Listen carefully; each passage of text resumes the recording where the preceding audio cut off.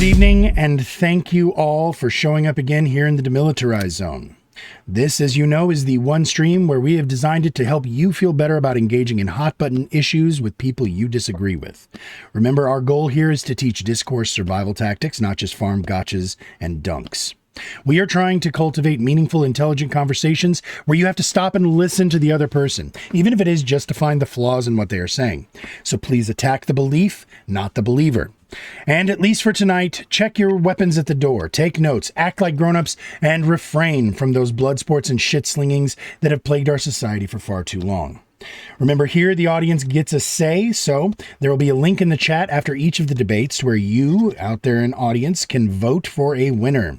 Please limber up those voting fingers. It is free after all, and exercise your democratic rights to decide which side made the most persuasive case.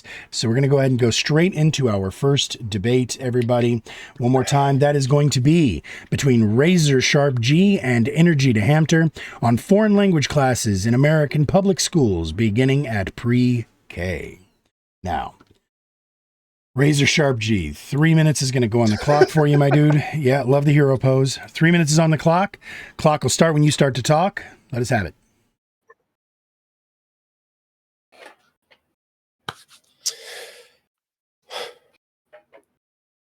Within the first 3 years of a child's life is the most intensive period in their developing brain for acquiring speech and language skills. Taking advantage of this fact is beneficial on many levels for the future of our children. One of those benefits is future employment. The average salary increase for a bilingual speaker is about anywhere from 5 to 20% higher than our monolingual peers. With about a 35% greater job prospects, since they can bridge natural divides and facilitate communication within multicultural environments. There's also how much it helps with memory, multitasking skills, and enhances cultural competence and communication skills. We see today that we lack much needed communication in America, an America that has always touted itself as a melting pot of world cultures. I see no reason beyond xenophobic nonsense to keep our future generations from communicating with one another in an ever-melding world, especially in a world as connected as we already are via the internet. It'll be wonderful to hear a non-feelings based reasoning to this prompt. And to get ahead of it, because I know it'll come up, this is an ought-based prompt. I know the current issues of our schooling systems. There's no need to tell me.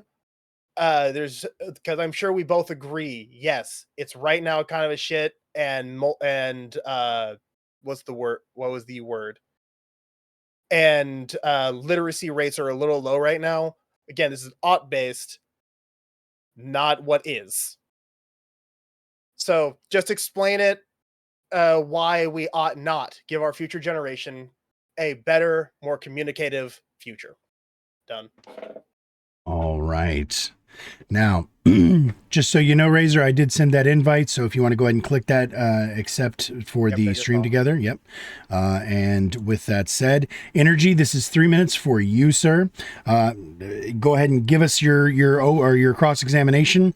Use this time as you see fit, but ultimately it is your time to poke holes, set up arguments, etc., etc. So can you mute your thing? Sorry, real fast. Sorry, Horse Rider, can you mute your thing on the thing?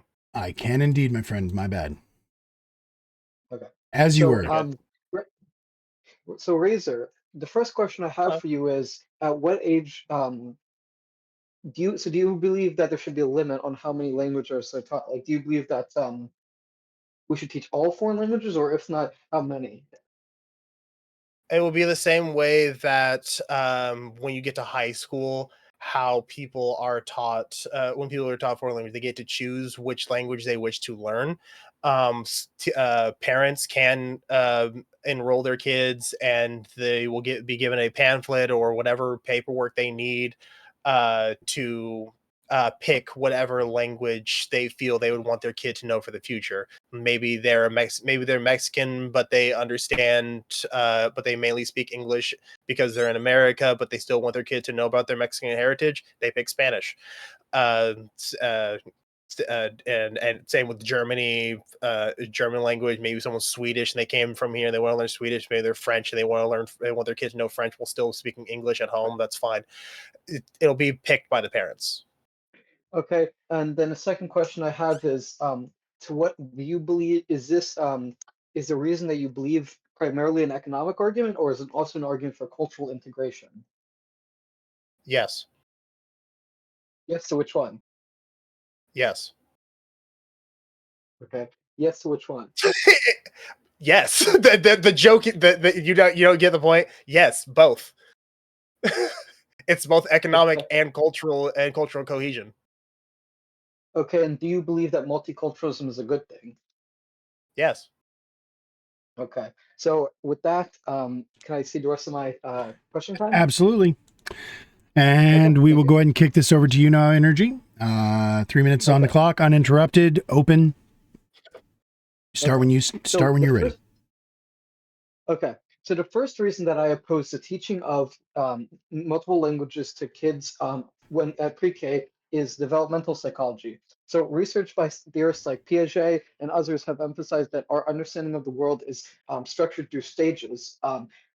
When a kid is in pre-K, they are probably at a sensory motor or pre-operational stage. And so they are at a point where they don't have sophisticated mental schemas to interpret the world. So teaching them foreign languages might be too advanced before they have a basic understanding of grammar and rules of syntax in their own language. The second argument that I would have beyond developmental psychology and the fact that I don't believe young kids are ready to learn foreign languages is the fact that there's limited resources for schools. So if they spend money on teaching foreign languages, they have to allocate resources for more important things, and I don't believe it's important. Third thing is that I don't believe multiculturalism is necessarily a good thing because when you have multiculturalism to a certain extent, you're going to alienate people. For example, if a predominantly white community has to learn foreign languages, and a lot of their kids are learning Spanish or Chinese or whatever, then the kids might feel alienated and not at home in their own culture.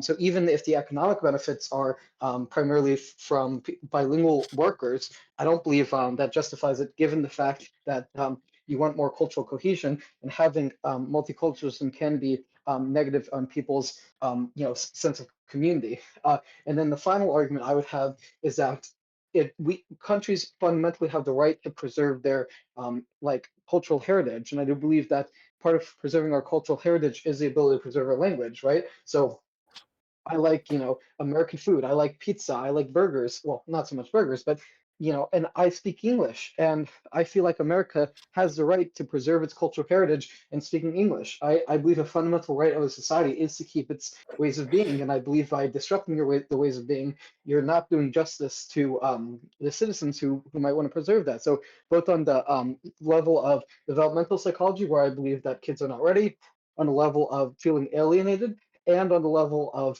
um, the moral ought of preserving your culture, and the fact that there's resources could be going to more important things. In my view, teaching kids at pre-K more than one language is inappropriate, and I see the rest of my time. All right. Kick this back over to you, Razor. Cross examination time. 3 minutes is going on the clock. Do what you do, sir.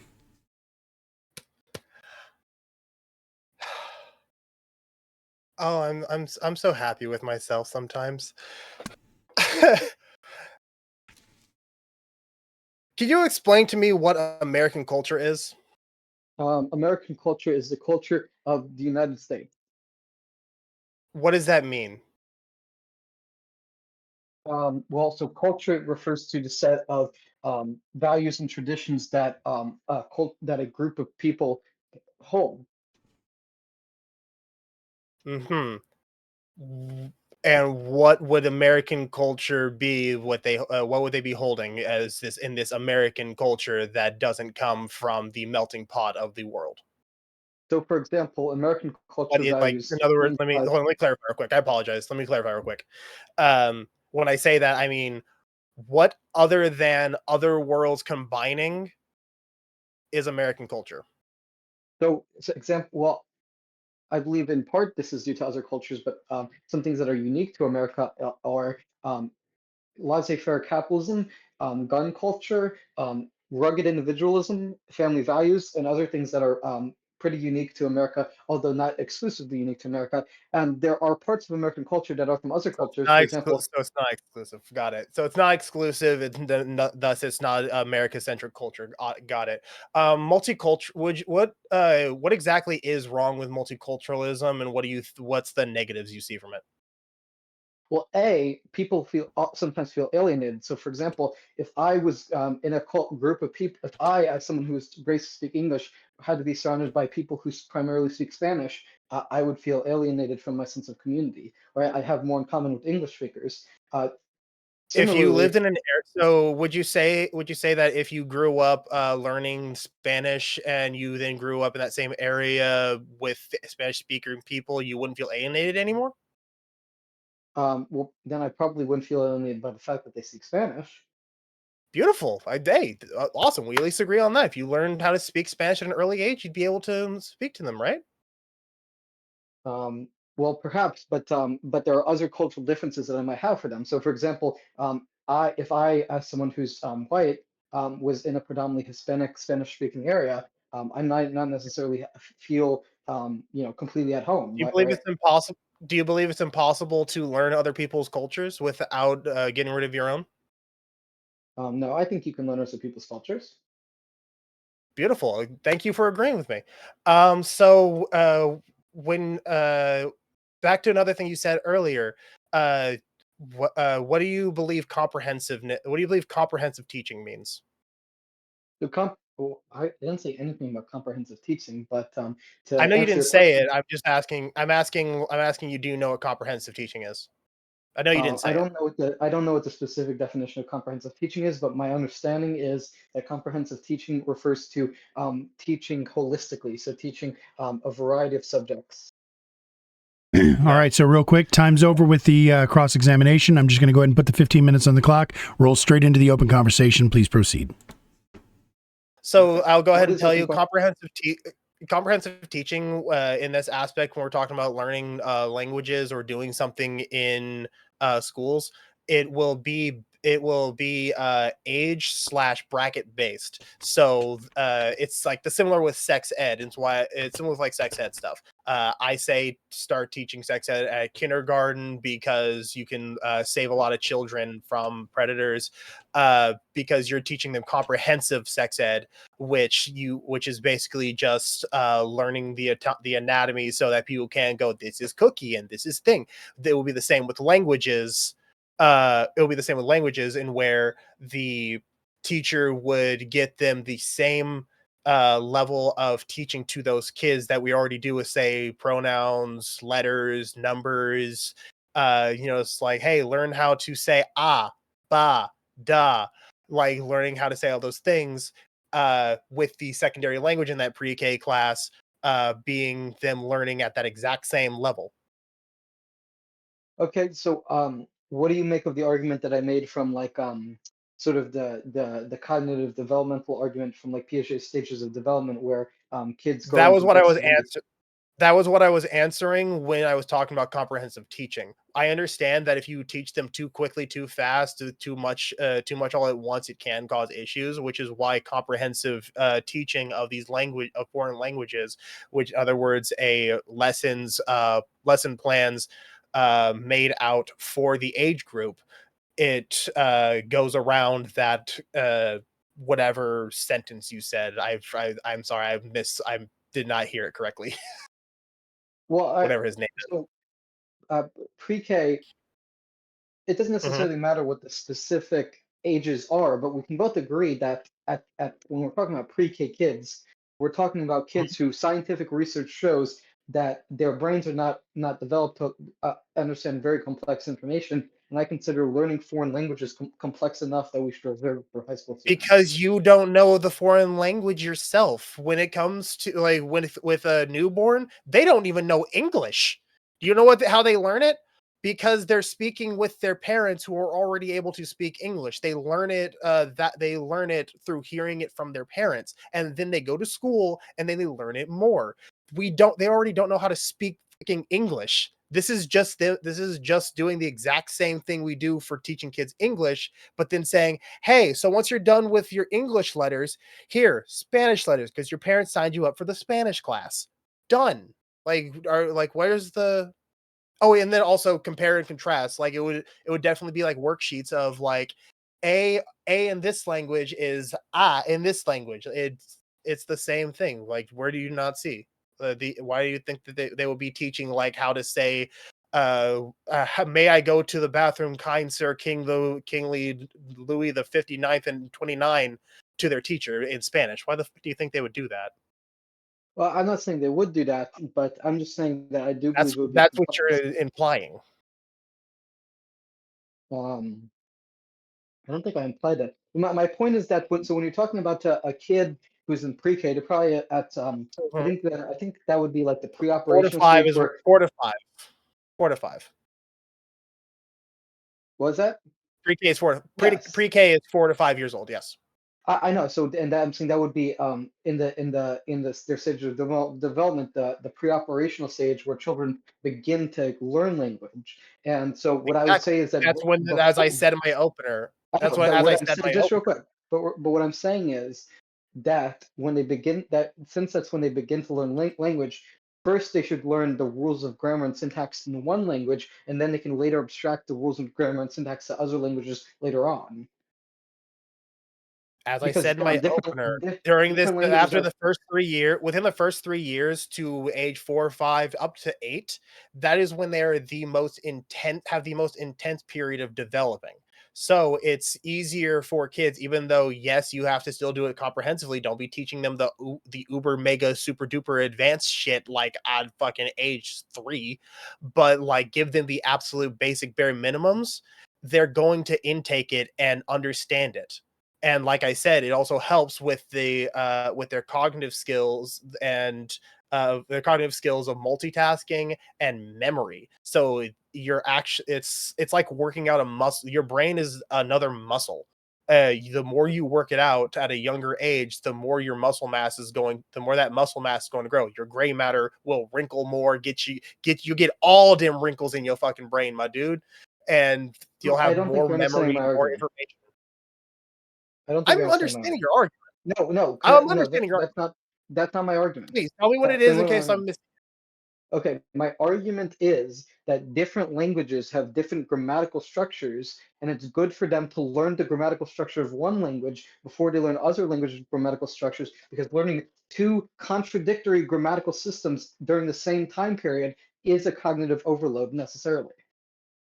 It is not for kids at this young age who are happy and willing to learn these things, especially if you make it fun for them, which when they're in pre-K, a lot of the time it is just a lot of fun learning. If you go to any Spanish class, they are go if you go to any Spanish class in like say Mexico or something, they're learning Spanish with all of these Spanish letters, Spanish words, like the Spanish pictures. And then they come to America and learn English, and it's just as hard as if I learned English and then tried to learn Spanish now. But that there would be the exact same amount of struggle now if I like at my age. But for a child around that age, they can do compare and contrast type of worksheets where it will be how to say cat, el gato, dog, I forgot the name for dog. Chicken, oil. Like it's super easy. It's side by side. The kid will learn the What you grammatics described is not of grammar. our current language. That's not I grammar. know. I know that's word. Those are certain words, but there are also grammars. He, she, tita, papa, mama, dad. The what are I think he and she like the way that we do contraction, the way that the contractions can work, it's all would be understood because there would be side by side comparisons on their worksheets. It's super easy. It's what's done right now in high school classes, but in the more advanced way because we be high schoolers with more cognitive function. As I said, it will be comprehensive lesson plans that work with the age that they are working with, pre-K all the way up to said 18-year-olds. Like it's Well, working so that way through day after day. the difference. So my argument is that if I'm learning, at least for me, I can speak for me. Hmm. And I think this is, to be We're honest, I talking think about this the is for kids, most though. people. I don't Well, care I what think, your okay, I don't care what your learning is on this one. We okay. need to know what how the When kids. I was a kid, I can tell you when I was a kid, and I think when most people were Mhm. kids, if I have to learn that a subject and a predicate are ordered one way, they have to learn in another language they're ordered a different way. I don't think I would be able to understand it because the way that subject predicate works in my language is going to be so much more natural to me. And so if I'm saying learning how subject predicate, you should first learn how subjects and predicates work in one language, and then you can abstract away from that into other languages. Because if you learn it at the same time, you're not going to When you were understand a the kid, basic structure of when you were subject and predicate. when you were 5 or 6, did you know how to multiply and divide? When you were like 5 or 6, Uh, I don't know. would you say you knew how to do cosines and No, parentheses, overlaps, and everything when you were 5 or 6? no, definitely not. Okay, awesome. That's the awesome. Thank you for letting me know that.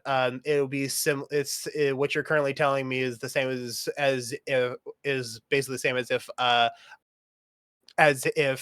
you think I'm saying that we need to be giving them advanced shit at a young age. We're I didn't literally say anything just about side by advanced. side. I'm just saying the way subjects and predicates are organized in a sentence. If you're learning that in one language and learning that in a different language, because the way subjects and predicates are organized differs from language to language, you should first learn how subjects and predicates work And before you learn the because actual concept. the yes, and the reason there's called foreign language classes, not just straight up they should learn the foreign language. They would of course learn their base language that their parents is probably teaching them, because we are in America, and even though we do not have a national language, we do definitely speak majority English. There's nothing controversial about me saying that. But because we are a melting pot of world cultures in this goddamn country, it's not crazy to say I want my child to be able to speak to his Spanish friend who's maybe having a harder time learning English. So it's literally it's the same as if a Mexican family with a Spanish speaking baby is bringing them to America, legally, by the way. Don't pull the immigrant thing. Where they then put them into class to learn English. They're having just as tough a time as my child would have learning their Spanish. So it's an even playing field, and then the kids would learn to be able to speak the languages of each other, and then they'd be able to have conversations regardless.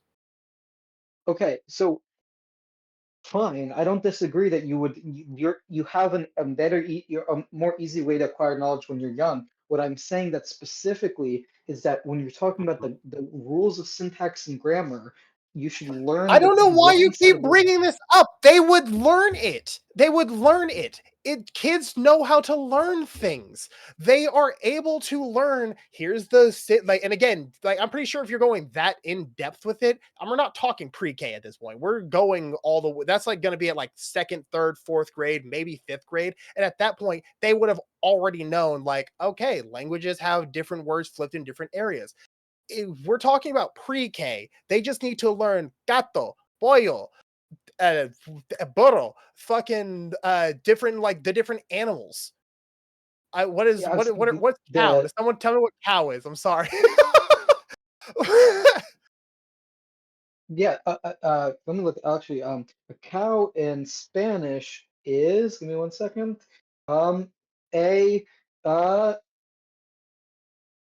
it's vaca. I didn't Vaca? think you'd. No, whatever. I didn't think But you'd tell me. No. Sorry. Continue. radishes, but I. But so do you? If I learn that, Mhm. when you say, the present king of France, you first say present before king, so the predicate comes before the subject. In another language, subject becomes Mhm. predicate. Do you think learning that subject becomes predicate in another language wouldn't, feel contradictory when you're also learning in your language predicate comes before subject? It wouldn't You feel do know contradictory?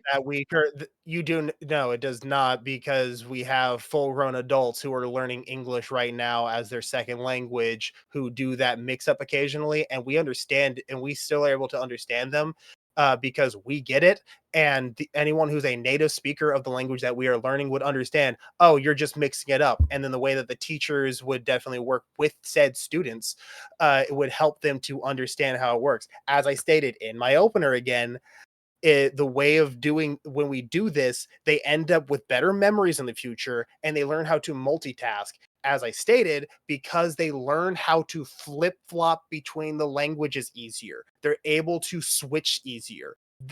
They would learn the subject predicate thing and know when they are speaking in Spanish or speaking Espanol or speaking English, how to flip flop the predicate subjects or whatever word you're using. Sorry, words are losing me. Fuck. Even I see it's hard for me to learn English. Fuck. Um but kids would learn it. It's not insane to say that that children who can learn easier than most adults, quicker, I should say, for kids to learn than adults, that they would get it. I don't know why you think it's impossible. I don't. I mean, I guess impossibility is a strong claim. I'm just saying that maybe I could be wrong, That's the way I'm unless perceiving it based off of how you continue to go. Why do you think it's going to be so hard for them to learn subject predicate switching? um I could be wrong, but I was under the impression that it the most effective way to teach a language is first knowing one way to organize subject predicate and then learning other ways. But if you're saying that they can learn it You simultaneously, can I do could be wrong. both. Yes, you can easily do both, and the way can be done is with a simple worksheet that will show you here's how it is in English, here's how it is in Spanish, or here's how it is in Spanish, here's how it is in France, here's how it is in German, here's how it is in Deutschland. Like you can learn it. Okay. I think And we're do you done. one final question I have is Oh, do you believe that that should be mandatory for private schools as well? they're private schools. Government can't force them. I would like them to do it. More than likely, what would end up happening is that parents will see that the rich parents will see, wow, the poors are getting their kids multilingual stuff. I'm going to make sure that my private school knows that we want that too. Okay. It's going to be up to them. Razor, question's going to go to you first. All right. Each of us is going to give you a question, and I get to go first. I would like for you to tell us where you're getting the information you are proposing about multitasking. So, do you have any sort of cited references or any sources that you can call on, or where are you getting This is that multitasking information? this is from the St. Augustine College at Lewis University. The name of the article is "The Career Boosting Perks of Being Bilingual." I can go ahead and send it to you if you want me to. Yes, if you would, please. I would love that. And can you give us one more time, just because you have that ready for me? Can you give us the general, the TLDR of which parts support what you're saying? It's actually, if you go to the article, it's actually like up in the beginning. The key research, it was the key research on bilingualism, where it said bilingualism shows a stronger memory and multitasking because their brains regularly switch between the language systems. Like what Energy kept saying about the subject predicate thing and having to learn how to flip them. That's the way. That's the thing that gets stronger because you're learning how to switch them when you need to switch to different language systems. Okay, but to be clear, this does appear to be talking about in all people, not specifically in youth, correct? Yeah, Okay, and it is that's fine. talking about in all people. Yes. All right. Very cool. Thank you very much. That was what I was looking for. So now we're going to go back to the judges. Let's Chief. Do you have a question ready for Razor? Sure. Um, Razor, can you just explain how it would be feasible through pre-K programs? Or maybe you could clarify this. Is it like within educational pre-K programs or at home during the pre-K years that you recommend they learn a language, and if it's through like a pre-K educational program, how would it at all be feasible to do like an elective program with every language on the table in the way you described? It would be where if you're going to a public pre-K school, like how you will be signing your kids up for certain class for your class, or all the different paperwork that the parents already have to fill out for the kids. There will be just one more paperwork that will say, "Hey, do you want your kid to know a second language? Go ahead and circle on this list of languages that we are able to teach which one you would like them to learn." And it's as simple as that. Okay. Salty? And then they can work with the systems. Yeah. Sorry. No, you're good. You're good. Salty, do you have a question ready for Razor?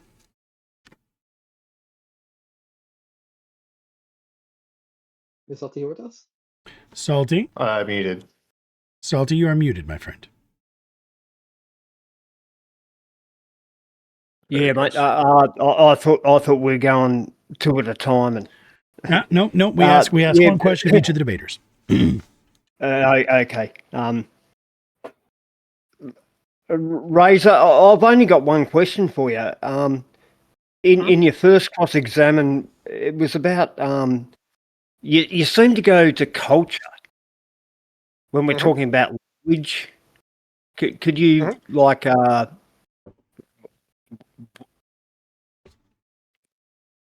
Could I? What? I don't even know how to ask this question. It's like what does language have to do with culture? Could you I'm just? so glad you asked. Wonderful. Thank you me so much for too. asking that. No, okay. Language has a lot to do with culture. Though the languages that certain countries use, there's no language on this planet that doesn't have a history. Hell, English is an offshoot of a German that came from a Latin that came from whatever ancient history, like language we had at the time with the ancient Sumerians or even before that. Uh, the Spaniards had their own version of a different type of Spanish language that split off into different areas depending on where they went. And as cultures changed, so did some of their words in their language. We're seeing that today with English language, where we have looksmaxing now. We have mogging. We have unk. We have all these different Gen Z, Gen Alpha words and phrases that if you went to the 1960s and started saying that shit, they'd call you a demon. Like, you're fucking insane. Send them to the loony bin. Like, language is very tied to culture. And if you learn someone else's language, you're going to eventually learn their culture as to why they have these words for these certain things. Okay. So, like, you think that foreign languages should be taught so that we learn other people's culture?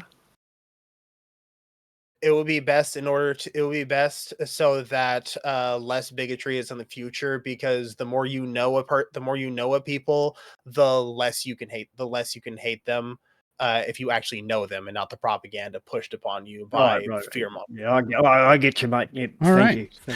All right. So now, Energy, we got questions for you. And since I asked a similar question to Razor, I'm going to ask a similar question to you now. What sort of sources, do you have any sources to back up your claims that learning a second language early would have a negative impact on the cognitive abilities of a young person or a young student? I believe that was what you said. I don't want to misquote you. So if that wasn't what you said, please tell me. But I felt like you had said that there would be a negative impact or a almost confusion, that there would be some sort of a confusion, or that it would impede the cognitive abilities of a student to learn a second language at that time. Where did you get that information from? And do you have any sources? So the main source that I have is, and if you want, I can send you an article about this. Yes, please do. Okay, so it's the constructivist theory of Piaget. What he discovered is that children learn things in stages where they grow in their conceptualizations. Now, I don't have a specific source for the claim that I made that it would be hard for them to learn two subject predicates forms at the same time. But if you want the evidence that I have that children's conceptual capacities grow in stages, I can link you that.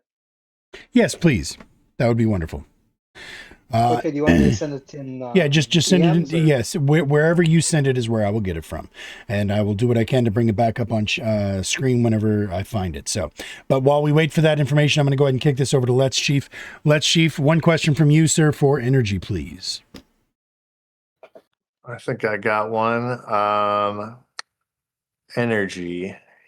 A lot of your arguments seem to rest on, or at least you would keep coming back to frequently, the, like subject predicate matching, and kind of, it seemed like you all had a disagreement on what's exactly like an advanced topic.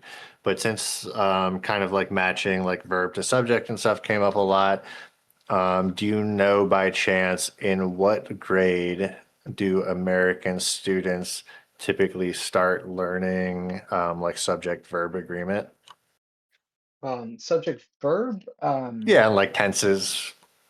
Yeah. So that I think you start learning that in like I could be wrong, but I think that's about like second or third grade. Cool. Thank you. Okay. And real quick, I'm going to go ahead and pull this up so that everybody can see this.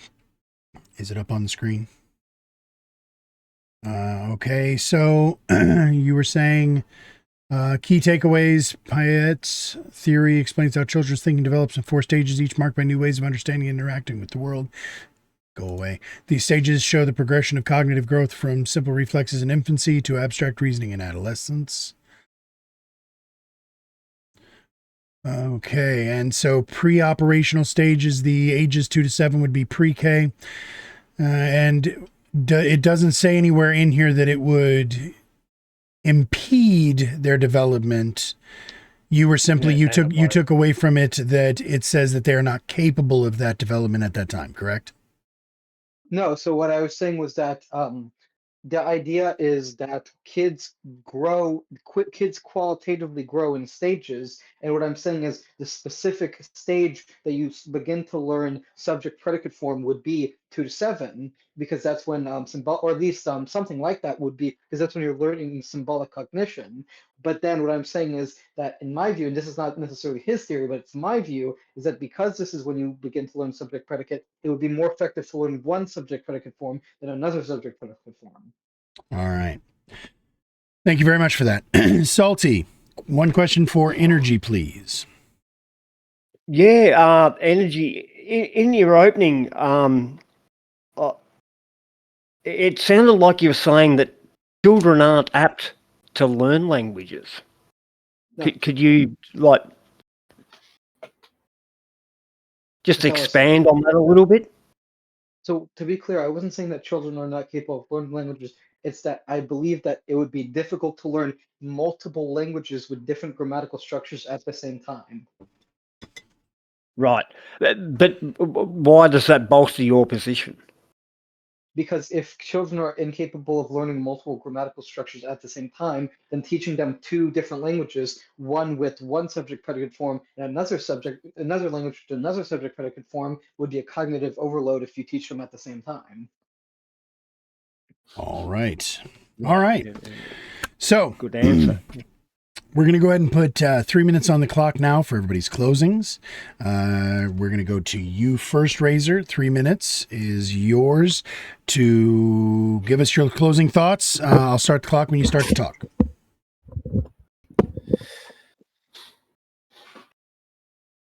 So yes, as I stated with this prompt, it is definitely an ought prompt where we ought to do this thing. Make sure that children are ready for the big wide world and a much larger world than just their backyard, a much larger world than their small town, a much larger world than their possibly somewhat sensibly sized city, and a much larger world than their simple state. I want them to be able to experience the whole world. And one of the best ways to start that is by making sure that they are prepared for the future of speaking to people who may not speak their first language. We are down in Europe. They have since they are multiple different countries all together in one, where you can have a walking distance from Germany to Italy to Spain. Like I said, Spain is not the right one. Poland, where you have all this, you can go cross borders to different countries with different languages. Most of their kids are already trilingual or more, and they are doing amazing. They're able to communicate, able to be a more cohesive unit in the EU. I want that for here in America, where people are always saying we should combine Mexico and Canada. We could possibly get that done if we learned French in the way that Canadians do their French and learned Spanish in the way that Mexico does their Spanish. I simply believe that if we teach our future generations early on how to speak their multiple languages and learn the multiple cultures around them through those languages, we end up with a much fairer, loving, and smart communicative society. All right. Sounds like you're done there.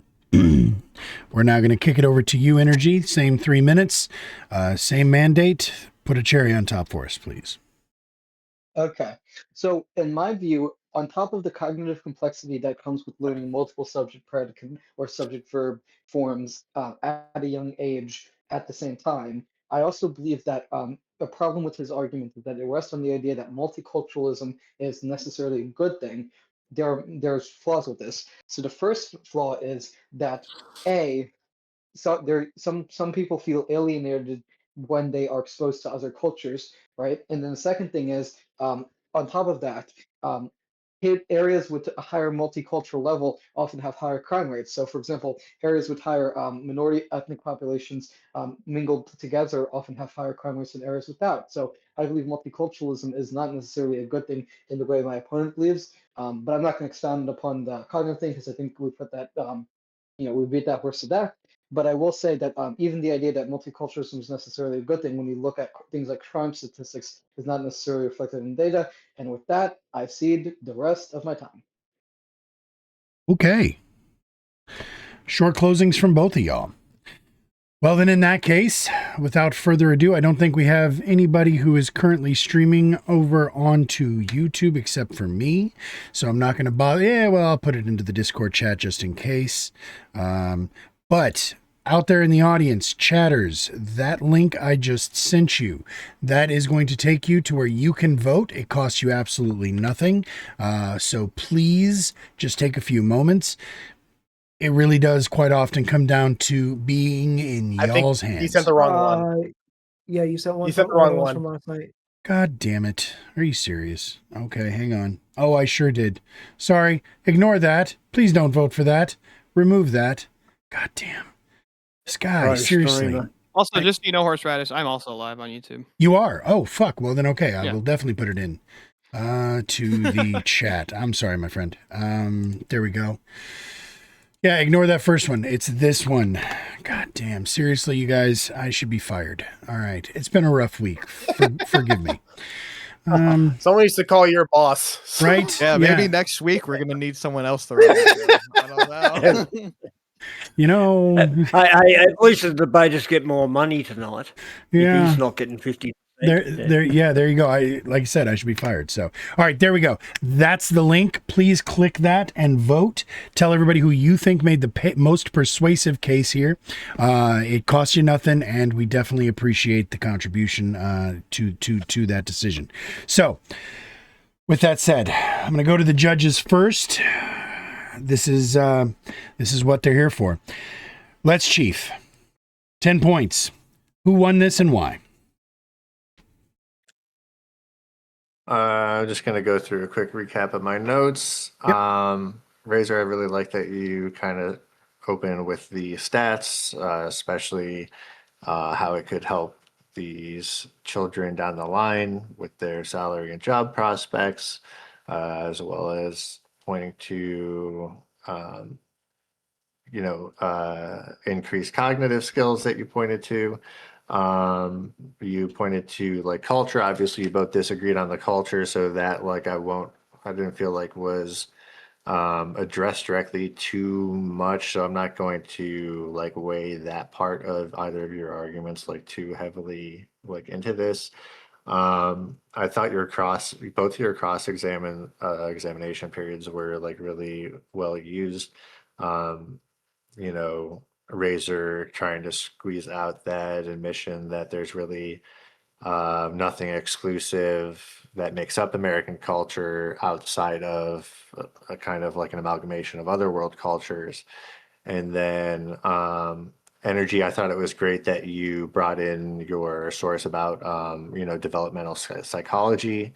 I feel like after that, after bringing in your source, you kind of deferred to like a feeling statement after that, where you said like I consider foreign language complex. So be careful about like once you lay out a strong source to kind of like stick with that backing source and like feel empowered by like what's in that. But you did kind of, you threw a stick in the spokes of like multiculturalism a little bit that like neither of you kind of like went too deep on. I didn't feel like was addressed like again either way satisfactorily. But again, like another great cross-ex period by you, Energy. Um, let's see, you with the point that you got out of him during your cross-examination period was when you asked like about the number of languages that they would learn. Like obviously having an elective choice with like a virtually unlimited menu would be like pretty hard to accomplish. It wouldn't be really feasible. That's why I asked a follow-up question about it. So I thought you did a great job there.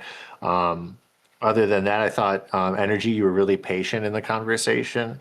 And Razor, you're kind of jumping the gun a little bit, had a little bit more like interruption and condescension than Energy did, which kind of put like a bad taste in my mouth. But overall, you did control the conversation.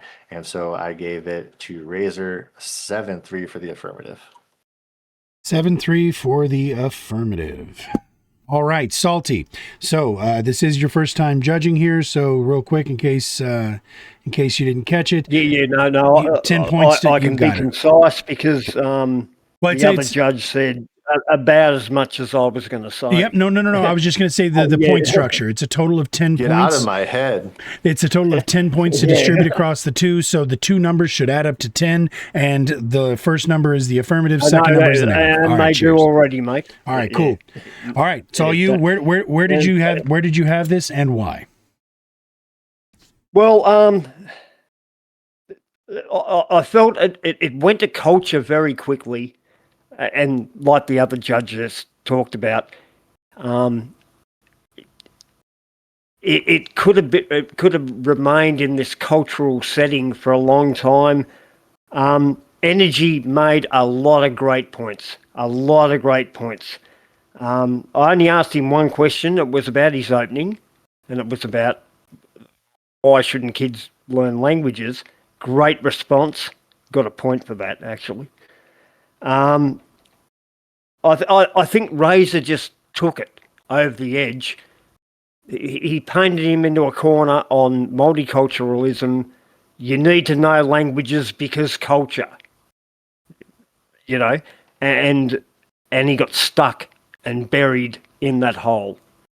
And I think 6 to Razor and 4 to Energy. All right, 6-4 for Razor. So that means that the audience vote is just for show, as is often the case. But we still want to see where you guys landed. So please make sure and click that link I just posted one more time and let us know who you thought made the most persuasive case.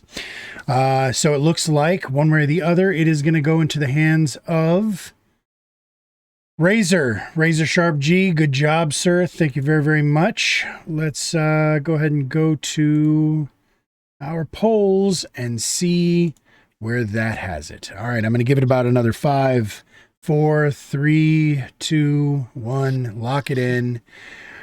9-4 for Razor. So that is a 7-3 from the audience in favor of Razor. So Great job, Energy. I appreciate you showing up. I appreciate you giving it a shot.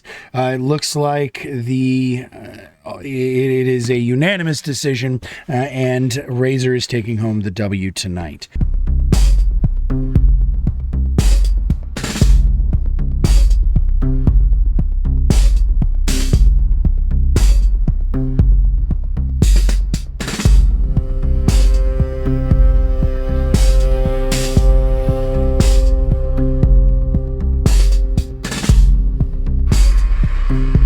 Our first debater is going to be Steelborn on the AF.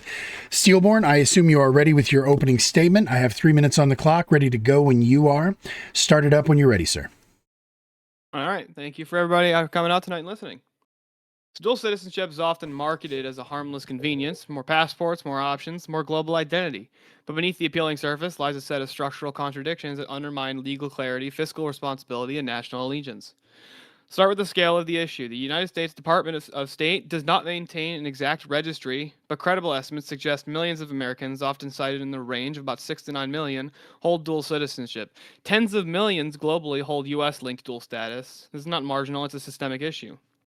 Now let's break down this problem logically. I have 3 separate syllogisms for each of the issues I'm going to raise. The first argument is for against legal conflicts or jurisdictional contradictions. The argument's very simple. Premise 1, a coherent legal system requires that individuals be subject to a single non-contradictory sovereign authority. Premise 2, dual citizens are simultaneously subject to the legal authorities of 2 sovereign states, which can and do conflict. Conclusion, therefore, dual citizenship undermines the coherence of legal authority over the individual. This isn't theoretical. If a dual citizen commits an act that is legal in one country but illegal in another, who is claimed by two jurisdictions simultaneously, which sovereign nation prevails? Courts cannot enforce mutually exclusive obligations without contradiction. The result is legal ambiguity, and ambiguity is the enemy of justice. Taxation. Premise 1, a just tax system requires clear, non-duplicative obligations to a single taxing authority. Premise 2, dual citizens can be taxed by multiple countries on the same income or forced into complex compliance regimes to avoid double taxation.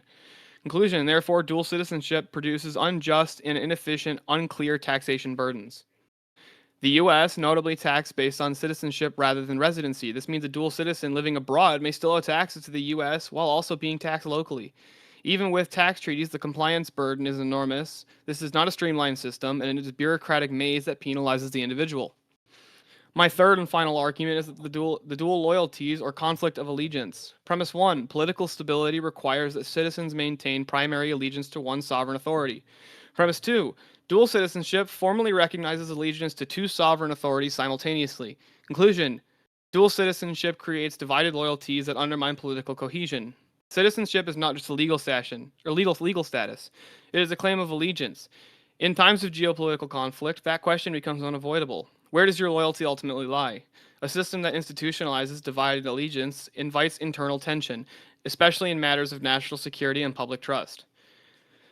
Dual citizenship is not merely an administrative convenience, it is a structural contradiction. It fractures legal authority, complicates taxation, and divides allegiance. A nation that cannot clearly define who is a part of its nation, fully bound to its laws, weakens its own sovereignty. And I'll end the opening there. All right. Okay, I'm going to go ahead and put 3 minutes on the clock for cross-examination, sir. Poke holes, set up arguments, do your thing. I'll start when you're ready.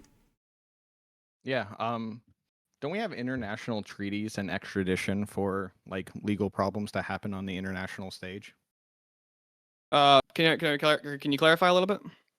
Okay, so we already have a global interconnected countries, and we have tourism and residency and military members that exist in multiple different countries. Don't we already have a system to deal through international treaties and extraditions with legal troubles that arise?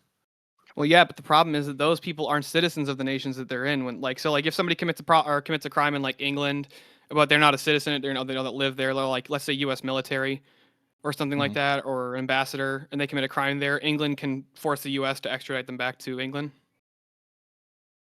I mean, they don't force them, but we have treaties that we honor, right? So it's not really like they're not holding a gun to your head. Why can't that expand to citizens? I mean, it already does, but why, in your view, does it not? Well, because if you have two different nations that have two different, let's say, like constitutions or protected rights, and both of them make a legal claim to this person that they've violated, some crime, the problem there is that if you have rights in both nations, whose rights are going to be, who's the one going to be enforcing those rights? You can't live in two places at once, right? I agree that you can't live in two places at once, but if you have Yes. dual allegiance to both. So you're under the laws and jurisdiction of one nation. It's not like if you commit a crime in the UK, the US is going to bail you out and be like, hey, whoa. It's legal here. Why are you like arresting them there? Typically, you're under the jurisdiction of the law of the country you live in.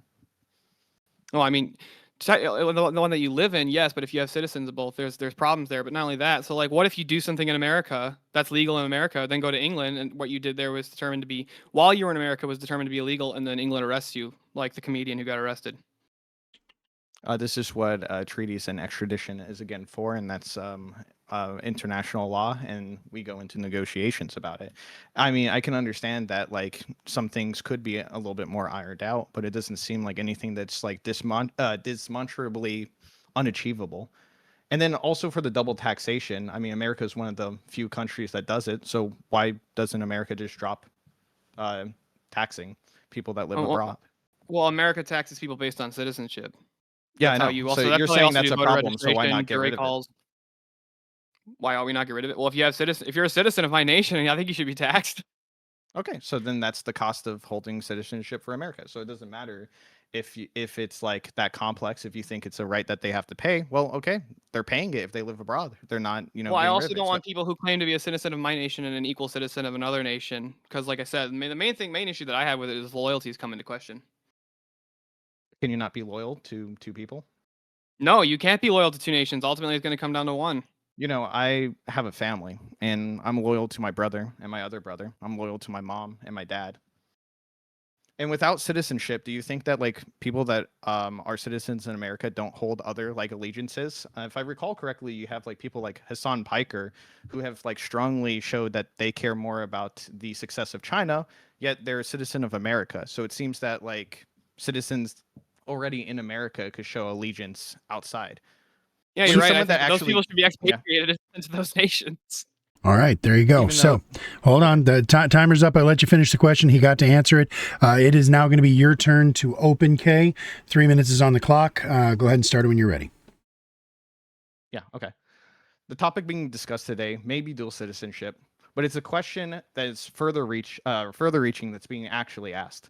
The elimination of dual citizenship isn't a moral problem, but a legal and logistical one as well. One that asks questions about the role of government, the purpose of tiered residency, and the natural freedoms of man. Whether my opposition meant to or not, the side of the argumentation that they are taking effectively grants the government a monopoly over your ability to obtain full rights and protections granted by nations. It expands the government's reach, giving them even more tools and powers to track and control you. It places limits on your natural rights to travel and live freely. It stresses the international relations of both families and countries. It strips your rights, your freedoms, and your choice, both as an American and anyone who wishes to become an American. My opposition stance turns citizenship from a status attained through ties and contributions to a form of ownership the government exercises over its people. Laws are not made willy-nilly. The greater the restriction and burden placed on the citizen, the greater the reasoning must be. For such extreme measures that we take the policy stance of countries such as North Korea, Iran, Libya, Tanzania, Laos, there must be a great threat that is obvious. So what could be so obvious that we violate constitutional law, ignore Supreme Court precedent, disenfranchise millions of Americans, and take steps backwards for rights and liberties of which this country was founded on such principles for?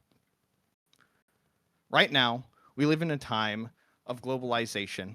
We live in a time where nations grow big and your right as a citizen grows small. In this time, people realized a truth. Nationalism was reserved for places like the USSR and Pakistan, where the citizens work for the nation. The idea of America and the freedom that the world has adopted is reserved for those who believe that nations are supposed to work for the citizens. How is a nation supposed to be competitive and work for you if they have a monopoly over your rights, abilities, and freedoms? 1 out of 5 Americans have from a poll in 2026 show that they wish to achieve dual citizenship. The reasons being the freedom from political collapse, the freedom of economic movement, and the security of their safety politically, economically, and socially. Who are we to decide that a country can strip that away from people? Who are we to decide that freedom no longer is the American way? All right. Landed it on the button there. Steelborn, 3 minutes is on the clock for you now. Cross-examine as you see fit. Use the time as you'd like. I'll start when you start. Yeah, Kay, should you be able to vote in two different nations' political systems? Yes. So you can vote in, so let's say you have dual citizenship with like the US and Greece. You're going to vote, like, what's to stop you from voting for policies that benefit Greece and you live in Greece, but you claim citizenship in America so you can vote to help your nation of Greece? Under what I'm proposing, nothing would stop you, but we also have things like APAC that exist in America that, despite not requiring dual citizenship, already have like lobbying that influences American decisions. So it changes nothing. Well, there's a difference between having people who lobby for wanting you to do things that benefit their nation versus me going and voting in another country to do. Yeah, and, one's and the will of voting the person, the other is money in politics. I'm sorry. What is the point of voting? Is it supposed to be to serve the will of the people? Yes. Are you serving the will of the United States government or the United States people if you're voting that the United States government does stuff that that harms the United States but benefits another country? No, in that particular stance, but I don't think that a win So why for should that another system be country allowed? is Why should you be allowed to have I that don't system? think that a win for another country is a loss for America as well. If you vote for America to have stronger ties with Ireland and that benefits America and Ireland, you're benefiting both countries, not just What one. is the benefit that America receives there? Every nation wants to be part of our In market Ireland? because we have the largest consumer market. Yeah. What does the United States benefit to have a stronger relationship with Ireland? Well, I mean, Ireland has a pretty good tech sector, a pretty good healthcare system. We can also get like, NATO defense spending as well as intelligence and expansion and protection from Russia, So generally a lot of The things that we we can have get a without lot. letting Irish people vote in America? Well, no, we would let Americans vote in America. Yeah, So you so can be so why, American and Irish. yeah, and why should we allow you to be voting in Ireland and in America at the same time? That's a really bad idea to have dual, like I said, to have dual allegiances to both those nations. That could easily just create internal conflicts. I mean, even if you think that would be a problem, the obvious solution would be just to like, hey, you can vote in the country that you live in. But even then, I don't think that Okay, my that's follow-up even an question to this, issue. by the way, if two nations that a person has citizenship to both of, let's say they go into a geopolitical conflict, right? Yeah. What happens if both nations go to war and then both nations conscript this person? Which side should they go for?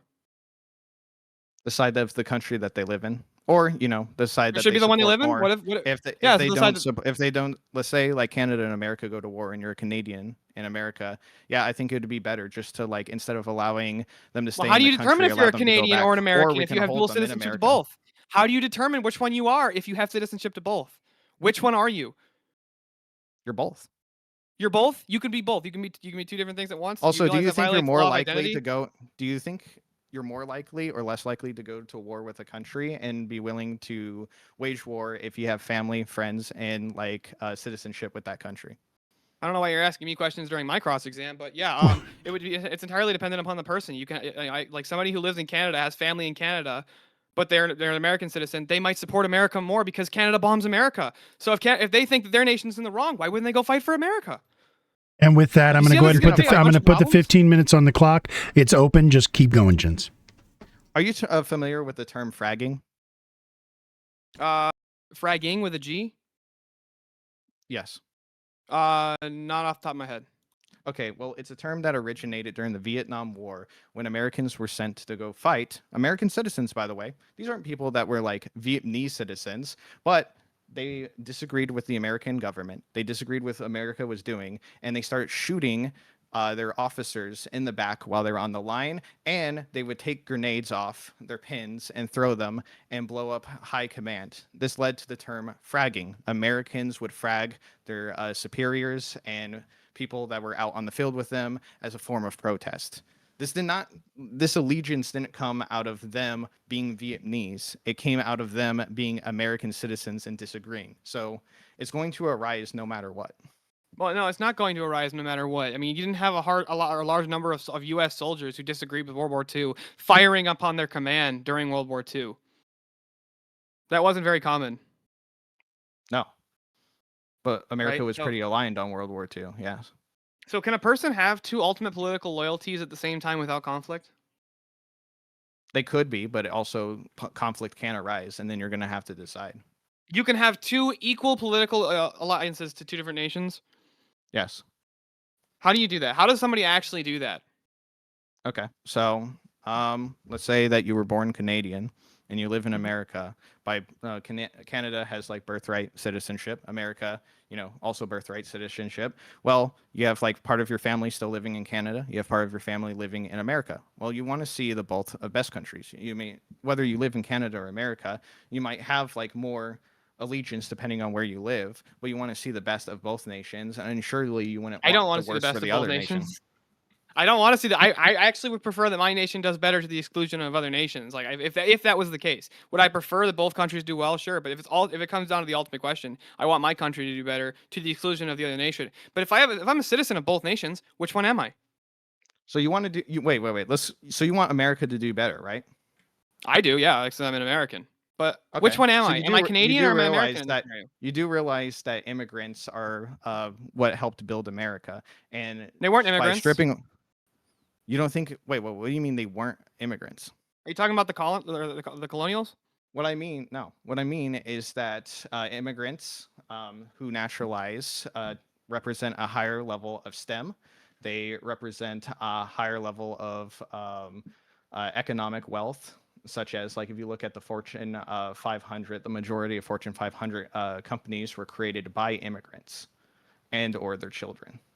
So they're contributing to America. If you want America to be better, you want to incentivize people to come here. If you're acting bitter and you say choose one or the other, you're going to dissuade millions of people from coming and building up America. Oh, I'm going to dissuade millions of people who claim to be part of my nation, but they're actually loyal to their home nation? Wow. It's not like I didn't want to do that to begin with. I don't want people coming here pretending to be my friends and pretending to be my allies. And then meanwhile, secretly, if it came down to it, they'd stab me in the back because their Do your friends have other friends? Yes, my friends have other friends. Okay, then why are you still friends with them? That's irrelevant to whether or not who they're ultimately But you're just the one that made that. Okay, but you're saying you want America to be like better, but like immigrants are 80% more likely to start businesses. They make up over half of the Fortune 500 country. You can be an companies. immigrant without being a dual citizen. How is this relevant? What is part relevant of being is how does it entail that? What's relevant is stats show that immigrants are more likely to naturalize and stay in America if dual citizenship is allowed. Okay, so that still doesn't. Okay, so they're more likely to immigrate to the United States if they can have dual citizenship. Great. Yes. And do you think that do you really think that if we took that away, you really think that the people who want to come to America and do best, right? Like they want to really get that American dream, that's really going to stop those people if they can't go back to fucking India where there's literal shit in the rivers? I mean, if you want to specifically talk about like, look, sir, I can't come because I can't go home to India. Obviously, people are going to come. It's about the amount of people that come and how much talent pools that we're pulling from. So do you want to just replace the native population with a bunch of immigrants? Is that your ultimate goal here or what? I mean, the native population of America is built on immigrants, so I don't know. No, the native population is not built on immigrants. The native population in the United States comes mostly from a European, especially a Western European immigrant. Wait, is Europe America? Sorry, is Europe North America? How did they get over? You know the difference between a colonist and an immigrant is? So they immigrated over here, yeah? No, what's the difference between an immigrant and a colonist? So they immigrated over here, and then after the colonies were built, how did people come? They didn't immigrate here, you fucking retard. They didn't immigrate. Colonizing is not the same as immigration. Colonizing is coming over and conquering. Did they originally colonize and conquer the natives, or was that a process that like slowly like rolled out over like 200 years? Yeah, but they still conquered and colonized. Immigration is when you move to an already established land. Were the colonies already established post everybody that came there after they were established? Not when they were building. Not when they were establishing new colonies as they move further out west. No. So you don't think that Europeans immigrated to America's colonies, like post colonies being made? I mean, and maybe a little bit, but it's like it's not exactly the same either, because you move to a land that's still being built up. It's still trying to be established. Yeah. And like all this also comes to is like how would you even logistically pull this off? Like morally, I can see it's dubious, but we might come from two different like moral like backgrounds, and people could decide which one they agree with more. But logistically, how do you think that we're going to tell if people are dual citizens and then force them to either stay or leave? If you want to immigrate to the United States, you have to legally rescind your citizenship to your other nation. What about the people that are already here? You said there's millions of them. So yeah, yes. So here's what we're gonna do. You're gonna require them to. You're gonna go through and you're gonna check every single naturalized citizen, because this is really only naturalized citizens, not really like native born for the most part. So the naturalized citizens, you're gonna go through and you're gonna make sure you're gonna figure out if they have dual citizenship. If they have dual citizenship, they either have to move to their other country or rescind their citizenship in their other nation. Wait, a lot of native borns also have like eligibility and might even not know that they're like dual citizenship. Like, yeah, I know there's about 30 million people in the United States that could acquire dual citizenship. And if every one of them does acquire the dual citizenship, now you have 30 million people in the United States who could be foreign to other nations. That doesn't seem like a great idea to me. And what about and you do realize that there are countries like Argentina that don't allow you to rescind your citizenship. Like once you have it, you have it. So are we just going to say to people of those countries, just fuck you, don't come over at all? You can't rescind your citizenship. Countries like Argentina don't have like an official way of rescinding your citizenship. Like it's not like And the United States government couldn't just put pressure on them and say, if you come up with this system now. Okay, so they're going to have to wait until we pressure Argentina to allow us to take their best and brightest? What do you mean? Why would they be incentivized? The best and brightest of Argentina? Have you ever seen Argentina? Yeah. It's not exactly like a first world nation. This is why I said the best and brightest. I didn't say everybody. Do you think that there's not like gems to be found? I would rather not. Digging, most of the shit you dig up is dirt. I would rather not be going around hunting the gems of Argentina as much as I'd rather just be working on building or fixing up America internally. Yeah, and to fix. But real quick, would you trust? How about let's move to public officials. Would you trust public officials who hold citizenship in rival nations to act solely? Would you trust them to act solely in the interest of your country? Yes. Do you just trust? Oh, okay. So we actively do what? We actively trust people. Like I believe Marco Rubio has like Canadian citizenship as well. There's not a single person. There's no official list of any United States officials who have dual citizenship, at least not currently, because I looked into this.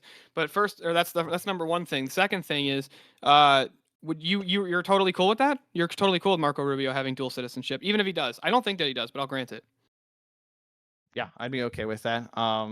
And if Canada and if Canada, I always make that joke. If Canada and the United States went to war, you're totally cool with the Secretary of State having dual citizenship with a nation that we're actively at war with? Yeah, it depends on like the actions that they're showing. Obviously, if they're showing like actions that is treasonous, we have like a system. What's treasonous? People. Yeah, so if they jeopardize America, right? So if they're like actively making policy, making deals, or anything that's going to harm or be traitorous to America and harm us in any way, that's when you start taking action. Well, how do you know that they're jeopardizing America? They could say that we're doing everything I'm doing everything I can to defend America. I'm doing everything, right? Yeah, all I care about is America, stuff, but secretly they're not fucking... right? Oh, so like Biden said he was helping Americans. Are you going to take him by his word? Like when Biden said he was helping Americans, did you take him by his word, or did you think there was a measurable way to be like, no, Joe Biden is not helping Americans? Well, I can't measure his intent. We can measure the effects, right? But yes, exactly. My question is, so if somebody's unsuccessful in what their claims are, what you're gonna do then? What, arrest them? Do you think it's impossible to derive intent through action? I think it can be done. Do I think it's always easily doable? No. Mm-hmm. And even this, like your argumentation is getting narrow and narrow. You're talking about elimination of like dual citizenship across the board. Now you're trying to narrow it down to like, hey, what if it's politicians? I'm still trying to figure out what the process would look like. You're saying that we should do so in order to like realistically think of what we're trying to talk about, we're talking about we have to go through every person that lives in America. We have to do a like 23andMe DNA test, find out. Even if we don't have to get rid of all the current dual citizens that currently live here, we could just eliminate and say no more are allowed, right? That'd be a perfectly acceptable scenario. Where we just say no more, we're not allowing this to continue from this point. You're not allowed to maintain dual citizenship status from X point. Like you're not allowed to make new dual citizens. So let's could run just with do that that. scenario. So like no more new ones. We keep the old ones. No more new ones. How do we get around the 14th Amendment and Supreme Court like rulings that like would make this like unconstitutional? What part of it make it unconstitutional? Okay, so the 14th Amendment, as you know, states that the government cannot strip anyone of their citizenship against their will. Now we had the Afferman v. Rusk case, which Yes, said of the that United Congress. States citizenship. Yeah, so Afferman versus Rusk in 1967, the Supreme Court ruled that Congress has no authority to strip citizenship. So that's Congress. And then next we have the Vance versus Therese, where the Supreme Court ruled that citizens must have the explicit voluntary intention to renounce their U.S. citizenship, which brought about I'm sorry, the what idea citizenship? of their U.S. citizenship. Yeah, so citizens can voluntarily renounce their United States citizenship. Yes. But this is where you get the choose or lose conflict in the legal case, which is forcing Americans to choose a single citizenship is viewed as a form of involuntary expatriatism, which is unconstitutional by the 14th Amendment. I'm saying if new people want to come in, and they want to become United States citizens, we say, okay, before we've granted you U.S. citizenship, you have to renounce your old citizenship. What's the problem there? Well, the problem I would think, like, okay, that fixes some logistical argumentation, but I still don't think it addresses the moral argumentation of a big daddy government that, I don't think is appropriate for America and goes against our American values, but also it goes against our American values. Yeah, so America is built on freedom and liberty and natural human rights, John Locke and such. The ability of a country to track this information on people, build this database, and then force them to choose loyalty like this goes against the ideas of natural rights. So I have a question for you real quick. Sure. Do you think that if somebody claims to be somebody says in the United States, they say, I don't want America to win, I hate this nation, they burn our flag, right? They fucking they demonstrate that they hate our nation. Would you say that that's the same? They have the same level of allegiance to America as somebody who even flies our flag, right? And they're like, I stand for freedom and democracy and my rights and all that stuff. They do all of that. Mm-hmm. Are they the same level of allegiance to the nation? Do you even think that the first person has allegiance to the nation? And that's one part of the question. My second part is, do you think that citizenship to a nation implies any level of loyalty or obligation to that nation? I think it does imply some type of allegiance, right? To follow their rules, their rule of law, and contribute to their society. Well, hold on. Even people who come here on tour or are tourists, they're totally subject to our laws. They're not citizens. Should we grant them citizenship while they're here? No. So then, why does being subject to our laws mean that you have to be loyal to the nation? Yeah. So I mean, they're not staying, right? People that visit on an immigration visa, they're temporarily accepting the laws and they're leaving. I mean, the citizenship, you accept permanent law, right? Yeah, right. So there's an entailment, right? There's baked into the pie of becoming a citizen is I'm going to follow the rules of this nation. This is the nation I want to be a part of, right? So being a citizen does entail a level of loyalty or obligation to a nation. How can that loyalty be equally divided without weakening it? I don't think that dual loyalty weakens a nation. Again, I think it's stronger. You're more likely if you support both football teams. If you're trying to say you could support both sides of a football team. I just want to win the football game. I just want somebody to win it. Doesn't matter who. I want somebody to win it. Or is it no? You want your side to fucking win. Yes, but football isn't geopolitics. In geopolitics, it's and in geopolitics, trade, do you want your country to win? Still, do you want your country to win? Of course. Or do you care about everybody else winning first? I want to make sure everybody else is There's doing well. I want America to be prosperous. Can America win global conflicts? Yeah. Yeah, so but I'd rather us not enter global conflicts, right? I agree with that, but even if we do, I'll give you a perfect example. I'm totally against the war in Iran, but I still want America to win because that's my nation. Okay. So I don't see how you're saying this. You can't have you can have dual allegiances to two different nations at war with each other, and you want both sides to win. You can't want both sides to win. It's not possible. All When you right, work gentlemen. together, do you think you get better? Okay. Yep. Sorry, I'm gonna jump in, and I've never wanted so badly to add time beyond the 15 minutes than that. So I'm very much looking forward to the after it's party okay. for this one. That was fun, Yeah. Kay. I appreciate it. Yeah. It's pretty good. All right. So we do actually have some questions from the chatters. I'm not going to give up my slot this time, though, because I have a question for you, Steele, and it's going to be a humdinger. So we're going to go through, same deal, everybody. We're going to ask me and each of the two judges are going to get one question to ask each of the debaters, but also any questions that you guys pose will be read right now. If they are directed at a specific person, put that into the question, and if they are for both of them, just say the same thing. So, say for both for both debaters. So, Steele, you said that a person cannot have dual allegiance or dual loyalties. There was actually a prompt that we had here that I was not able to find anybody to actually debate. So this gives me the opportunity to bring it around. Can a person be equally loyal to church and state? Which is to say, if your church is going... I've actually thought this through as well. Okay, then you know where I'm going with this. I'll put it on you. How do we reconcile that? How can you allow a person to have dual loyalties with church and state, but not with two different nations? Why is that different? So I don't think that a person can have equal allegiance to a church and the state, right? So I think this is one way that Christianity solves this problem very well, which is that in Christianity, you are to respect the civil authority. That's actually a commandment from the church. You are to respect the civil authority. That's why the martyrs, they didn't actually fight back against the state during their martyrdom, right? They accepted the laws of the nation. They knew that if I do this, this is the death penalty. This will get me in trouble if the state catches me. And they don't fight the state because from our view, the state is granted its authority from God. Like they have the right to enact civil authority and to enact power. So in other words, basically whatever the state says circumvents or trumps whatever the church says, because the church believes the state doesn't is... necessarily it doesn't trump, but it's like you have to accept what the nation says. You can still, like, if it's like a political system, you still vote to change that. But like, the church is not, you're not going to declare war on the state or whatever. It's like if I know that going to church, let's say, would get me the death penalty, I'd still go to church, but I would also accept the punishment if I was like caught by the US government. Okay, got it. Chief, question for Steelborn, please.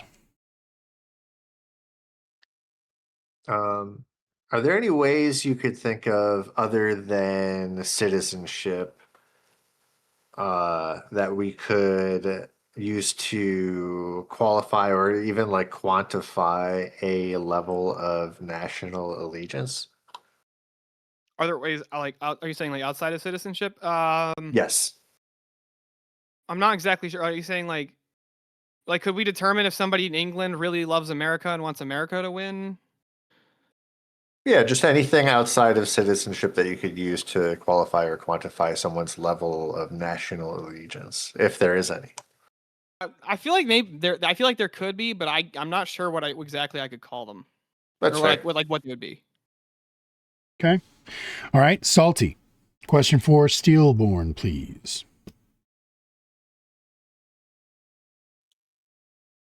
I don't really have one for him.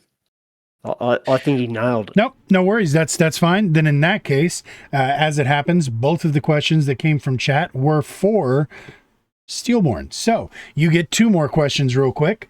The first one... Somebody's going to ask Kay some questions, or Kay can't help you. No. Don't worry. We're going to ask questions for Kay as well. So first question from anonymous chatter. You say that colonization is when someone moves and conquers a place. So by that logic, is traveling to a different planet and settling it not colonization? That would totally be definitionally be colonization, exactly like you said. Yeah, I'm sorry, I don't understand that question there, anonymous person. So we'll just go ahead and move on to the second question. Given you can't force existing citizens to give up their citizenship, nor can you keep them from seeking citizenship elsewhere, would it even be possible to completely eliminate dual citizenship? I think it could be possible. Like, do I think that there would probably always be like workarounds or exceptions that people could appeal to?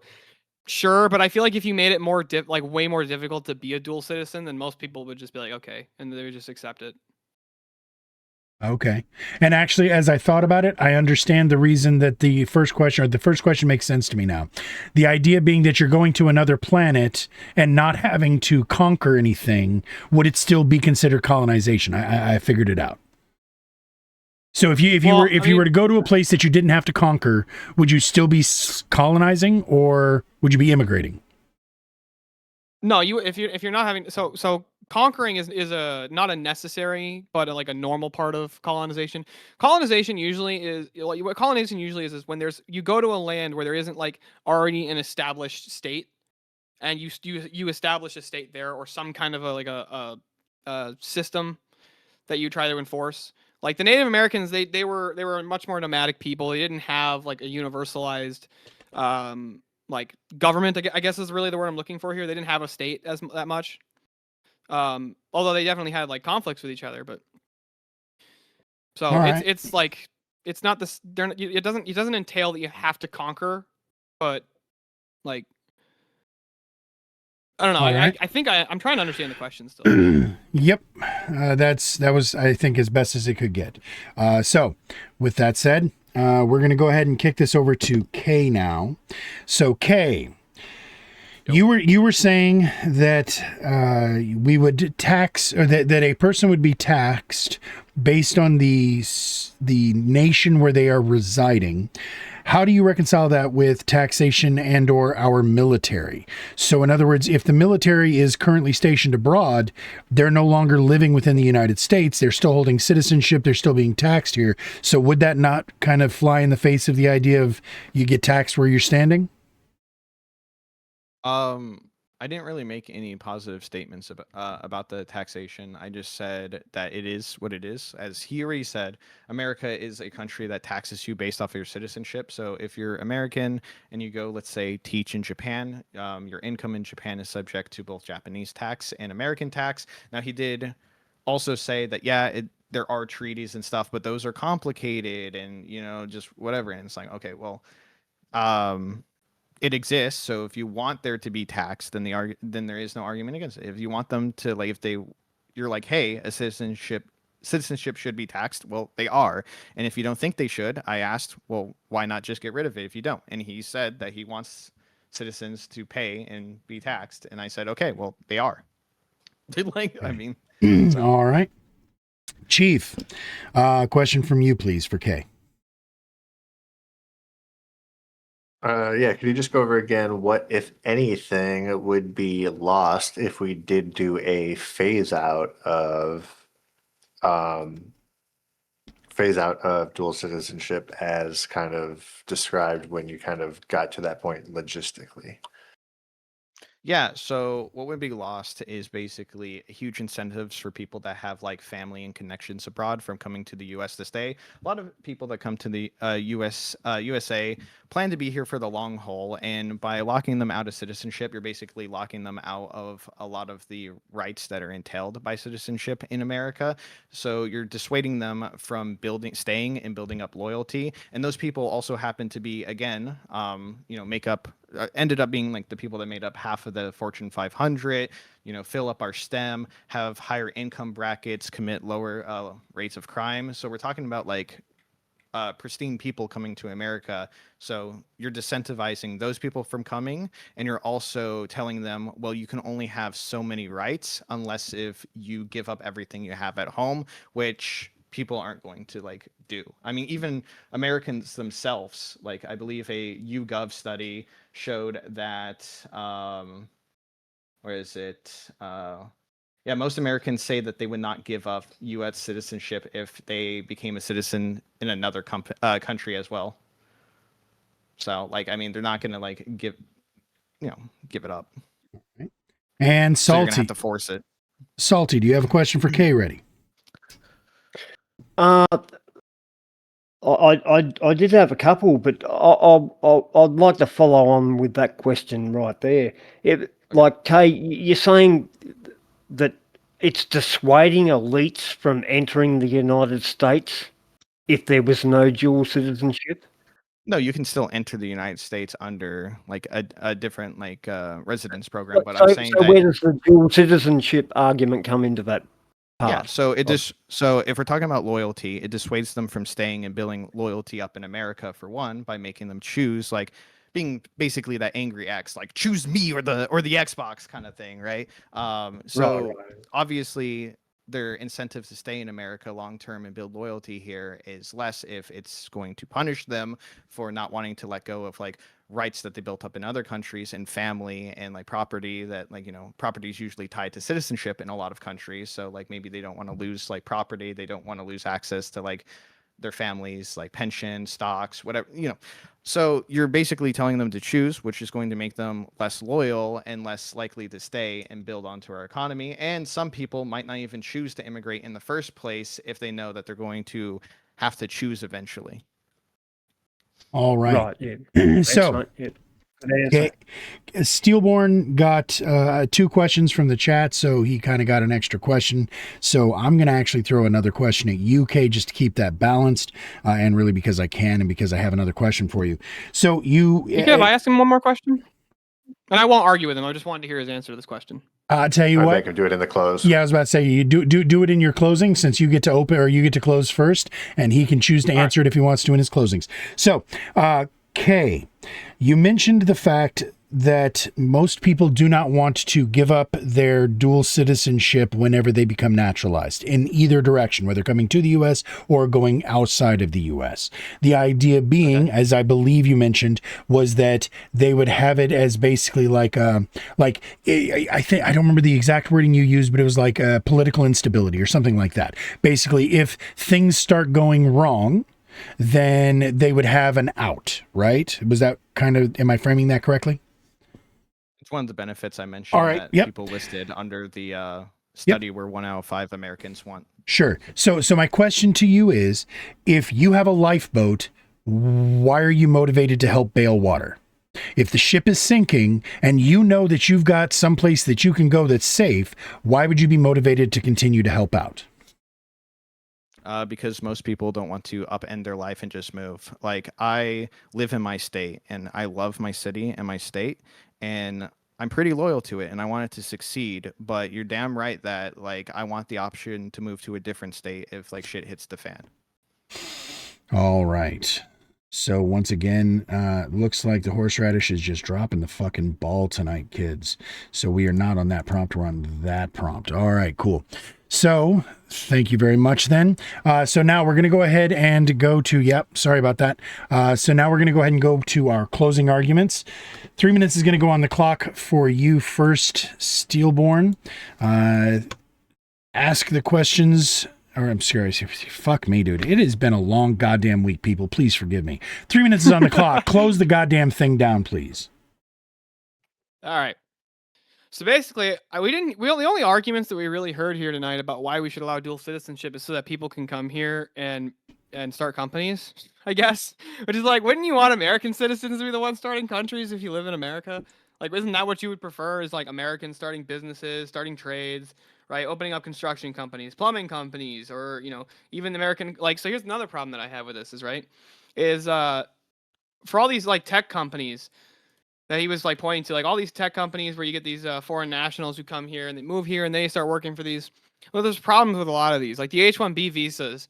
They're basically like, yeah, we'll hire you, right? But we're gonna make you work for like $7 an hour, even though an American citizen who was trying to take this job would be making like $30 an hour. And if here's the thing, if you quit this job, well, guess what happens? You got to move back to your shithole country. So you're gonna take that fucking $7 an hour. This is a massive problem with these H-1B programs of actually not. I'm not saying the workers are the ones taking abuse of the system. I think that the employers are the ones abusing this system with the H-1B visas, where they're taking these people who have, you know, been educated on like these big tech issues, and they're like, we're gonna force you to work for $7 an hour, otherwise you got to go back to your shithole country. So deal with it.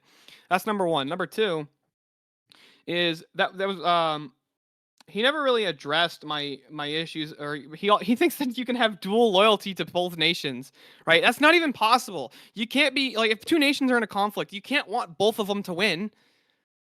Ultimately, you're gonna have to hope that one. You're gonna say that you hope one of them wins, or that maybe like, you know, this conflict is resolved, you know, without one conquering the other, or without one side ultimately winning and blowing up the other. But it's like, that's not how geopolitics works for the most part. A lot of your geopolitics is, we're gonna blow each other up, and whoever wins fucking wins. And it's hard. Like okay, do you really think that like in the time of like World War II, somebody could be equally loyal to the West and to the Allied and the Axis powers at the same time? You can't want both sides to win in World War II because both sides want fundamentally different things. So I don't see how you could have dual loyalty to both the Allied and the Axis powers. But ultimately, the question that I really wanted, but I didn't get a chance to ask this was for Kay. Can you name a single principle, legal, fiscal, or political, that's made more coherent by dual citizenship rather than less? Or in other words, what's one thing that dual citizenship actually makes less complicated than it does more complicated? Aside from now I can travel to both nations, which I can do that to begin with. So if you want to say we can streamline the process for going back and forth between nations, I could see that. But that doesn't mean you have to have dual citizenship and equal rights in both nations. I shouldn't have the right to vote in my country and in Germany, right? I don't live in Germany. And if I lived in Germany, I shouldn't be able to vote in America. You should only be able to vote in the nation you have residency in if you want to go with this standard. I don't even think that you should. I don't think that just living there means you should have the right to vote, but that's a whole separate debate. And with that, I'll see the rest of my. Oh, I didn't realize the closer was over. But That's all right. That was very fun, though, Kay. All right. 3 minutes now for you, Kay. Close it down, sir. Okay. To address my opposition, we don't need to stop doing things because they are complex. If that was the case, most things just wouldn't exist. But who do you think employs Americans? It's the Fortune 500. When you're talking about stealing jobs with the H-1B visa, that's not dual citizenship. So I don't know why you're mentioning it on a prompt that has to do with dual citizenship. But if you want what's best for America, how about some of the best companies in the world that employ most Americans in the world and give us higher wages and living standards than most of the world? And all this talk about loyalty, it's clear my opponent's loyalty is with the state, not with the citizen. It's clear that he wants to limit your ability to shop around and make your presence competitive. Remember, a competitive market is what brings about better results, such as better wages, better rights, better society. He wants to take that away from you. Dual citizenship has existed since the creation of citizenship, the concept. So why aren't we at war with Canada? Why has it not like popped up with all these issues of European allegiance versus American allegiance? Because people can want two countries to succeed. And when you want both countries to succeed, you're more likely to work together. And when you're more likely to work together, you're more likely to succeed. Isolationism would ruin America. Nationalism would ruin America.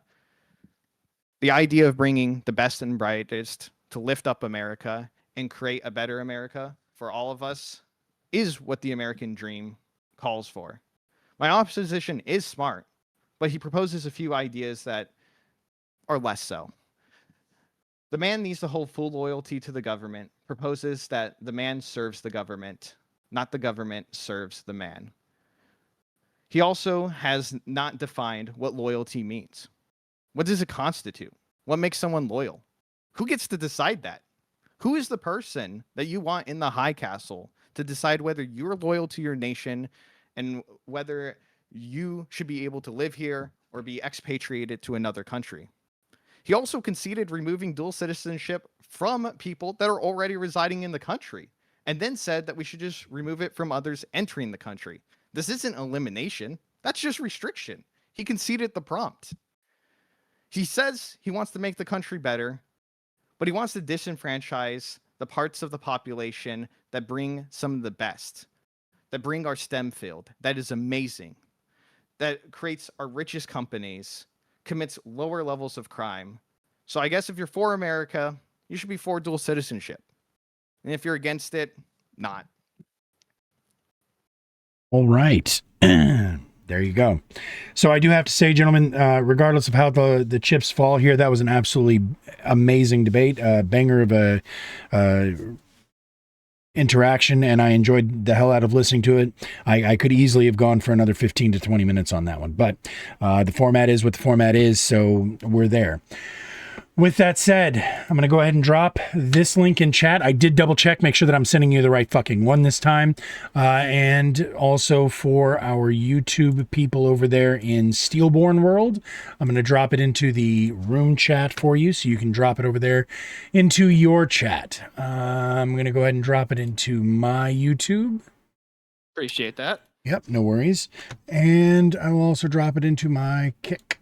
And we will see where the people fall. But while we're waiting for that, we're going to go ahead and go over to our judges to render judgment. This time, we're actually going to go the other direction just for a hoot. I'm going to put you on the spot first, Salty. So, Salty, where did you land on this and why? I have to give it to Steele. Okay. He came out strong. He stayed strong. He finished strong. There was, I don't think there was any argument about it. Anarchy he made a lot of good points, but it just seemed like he'd pre-written what he was going to say. He didn't push back enough on Steele. Steele took it, mate. He just wiped the floor, mate. 7-3. Sorry, Kay. I love you, bro. All right. 7-3 to Steelborn from Salty. Chatters, make sure you click that link. Give us a vote. Let us know where you're land. It is not the fucking... Oh, God damn it, Groofus. I'm going to kick you out of the goddamn chat. All right. So, LetsChief, are you there? Are you ready? I am there and ready. All right, LetsChief, where did you land? A knockdown, drag out debate this was. This was really enjoyable. If I got nothing else out of this debate, I definitely got a hand cramp, as I said in chat, because I was just writing so many notes so fast. This was just a whirlwind. Again, like Horst said, like you all could have went for so much longer on this, but we tried to keep this short. We don't need to go like super into depth on any topic. We were just kind of more focused on like the rhetoric and sharpening that here. That said, I heard a slightly different debate than Salty here. I do agree that Steelborn came out really strong and he laid out his argument strongly and clearly. I also felt like Kay, even though Salty didn't think it was like well addressed, I feel like Kay came out in his cross-examine and directly went after all of those things. He said, like directly that there's already international treaties and extradition treaties that exist and law exists for how to handle the legal conflict.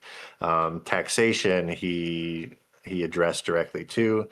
The third point that Steelborn made was about allegiance, and that maybe like stood a little stronger on like with the global conflict point. Steelborn also, when he drew out that logistically, you just don't have to snap your fingers and eliminate dual citizenship. Like anything, we would do it pragmatically, and so we could set a sundown date where eventually like we just kind of phase it out and we don't grant anymore. I thought that was a great approach to the logistical side of things.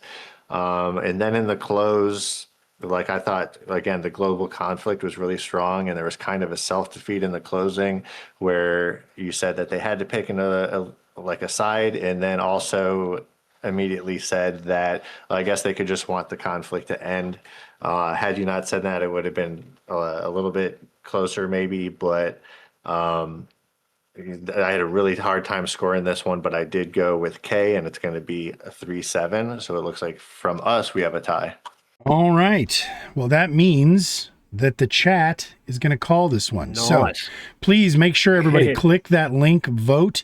Your votes matter here, and it comes down to your choice. Democracy. Wow. With that said, I'm just going to give you all a couple of seconds. I'm not going to do too much, but I'm just going to glaze both of the debaters here. Yeah. Same thing with what they were saying. Both of y'all went back and forth. I actually saw it. I saw both of y'all making great arguments. I saw both of y'all being able to engage with the opposition's arguments. I actually felt, despite the one ad hom, I felt like in general, both of you guys were able to maintain decorum and respect. I'm still on the fence about whether or not the so what Salty was seeing as rehearsed, I think, was just prep. I think both of these debaters were extremely well prepped for this debate. Both of them had their facts on lock and were ready to go. So again, if aside from the ad hom, if I was to ask for a demonstration of how these debates should look, this was as good of a representation as I could ask for. So with that said, great job from both of y'all. agree. Like another half an hour, it would have been brilliant. Yeah, who knows? But we do get that a half hour, but all of us get to talk, and that's in the after party. That's when we get to pick the meat off the bone. So with that said, everybody, last couple of seconds here before I can get over there. Lock your votes in, please. Tell us who you think was the best debater, not who you agree with, not who you like the most, but who you thought won this debate. Okay? 3, 2, 1, show me. All right, so it is 13 votes to 7 votes in favor of Kay. Rounding up, we're going to call that 7-3 in favor of Kay. So that's interesting. All 3 went for 7-3s. Audience vote locked in 7-3 for the negative. Or so I guess that's 3-7. So wow. Hey, congrats, man. Yeah, no, and great job from both Honestly, of y'all. it was very pleasant. Yeah. I really liked talking with you, Stillborn, and you had you're very smart and you had a lot of counters, some of which I didn't even think of, when writing everything up. So Yep. And it was very pleasant, and I would be willing to debate or talk to you again anytime. Yeah, same here. I knew the pragmatic side was going to be a hard argument for me to make, and I knew you were going to be well prepped for that. So.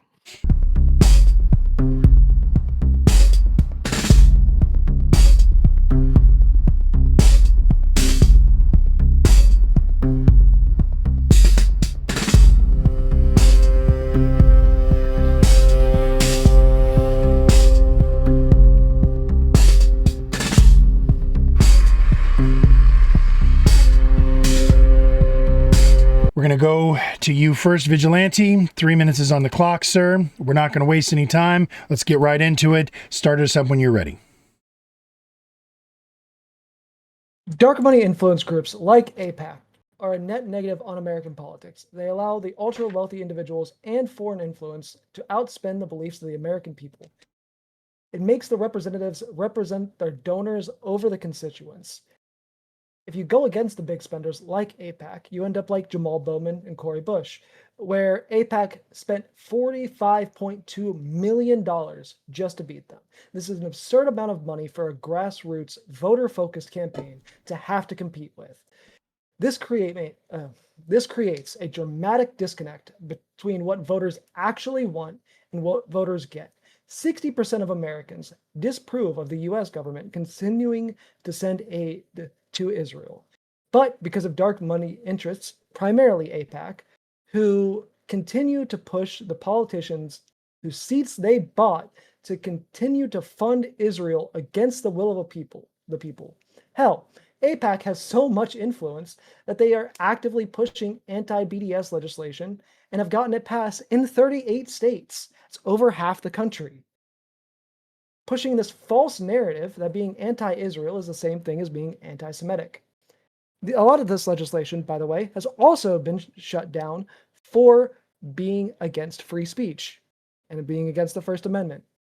AIPAC has repeatedly been criticized for being unrepresentative of the diverse views of American Jews who support Israel. Instead, they closely align with the policies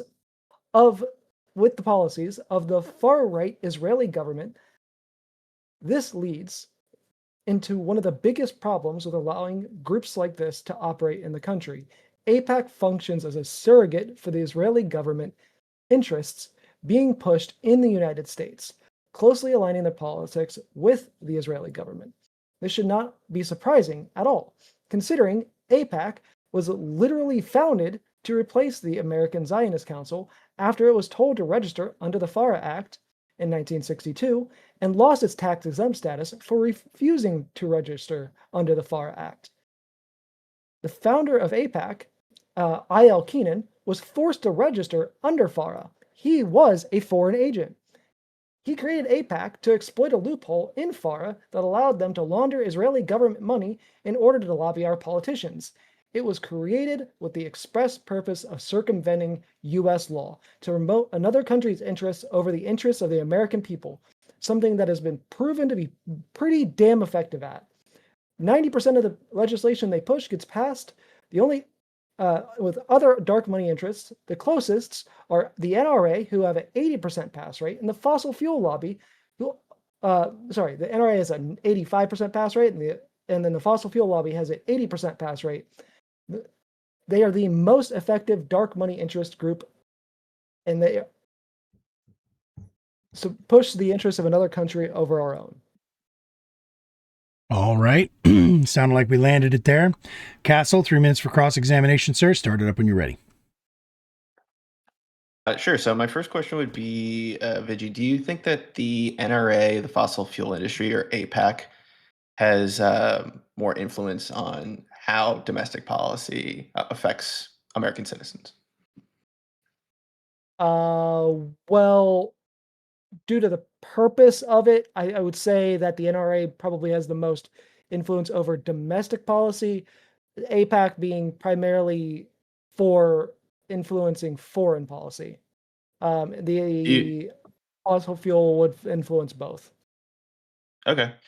Do you think that American voters care more about domestic policy or foreign policy when they usually go out to vote for an election?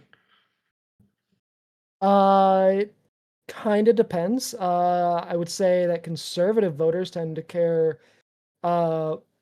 have put more weight on foreign policy, especially policy around Israel, considering the majority of the money that AIPAC puts money towards is the right specifically, and especially towards influencing the evangelical vote. Okay. In your opening, you mentioned specifically about people in Congress whose races have been affected by AIPAC spending, one of them being Jamal Bowman. Do you know or believe or have evidence that AIPAC directly contributed to his loss? They have stated how much they spent in order to spent towards both Jamal Bowman and Cori Bush, the total of which being about $45 million. Do you know that that district itself also was redistricted, which included more suburban places that tend to vote more for centrist Democrats? Or kind of to rephrase that, do you believe that the voters themselves were more pro Jamal Bowman's opponent rather than believing AIPAC influenced the race itself?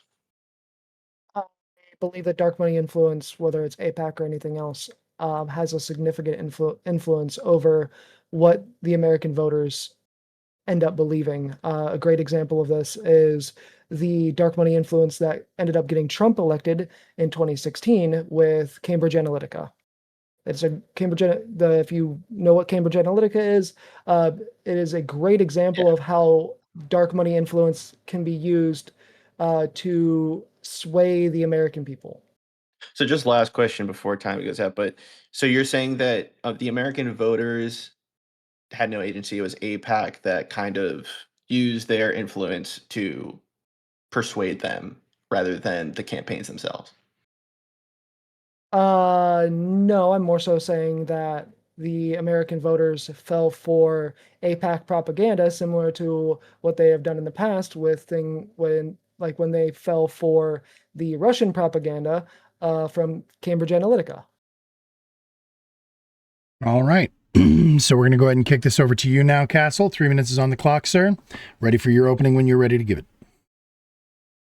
Cool. So when people hear the American Israel Public Affairs Committee, aka APAC, there's often an assumption that it's some kind of arm of the Israeli government secretly controlling American politicians and dictating some U.S. foreign policy and the cause of a lot of our problems today. But those assumptions kind of collapse under basic scrutiny. APAC isn't a foreign entity, it's an American organization funded by American citizens that advocate for a foreign policy position that millions of Americans already support. So that distinction matters because in a democracy, advocacy is not corruption, it's participation. And if you want to blame the citizens of the US for supporting Israel, that's a totally different debate. My opponent's going to argue that APAC is the reason the United States made strong support for Israel and that it's dragged the US into foreign conflicts. But that ignores a much simpler explanation that the support for Israel long predates AIPAC's political spending and exists independently. Across multiple administrations like George W. Bush, Obama, Trump, and Biden, the U.S. policy has remained broadly pro-Israel despite major disagreements, regional conflicts, and shifting global dynamics. If AIPAC truly controlled policy, we would expect consistency without conflict, but that's not what we see. So this brings us to the core of today's debate. What does too much influence actually mean? Because that phrase sounds powerful, but it's completely undefined. Is it based on how much money an organization spends? Is it based on how often policymakers agree with them? Or is it simply influence we disagree with policy? What influence we disagree with politically?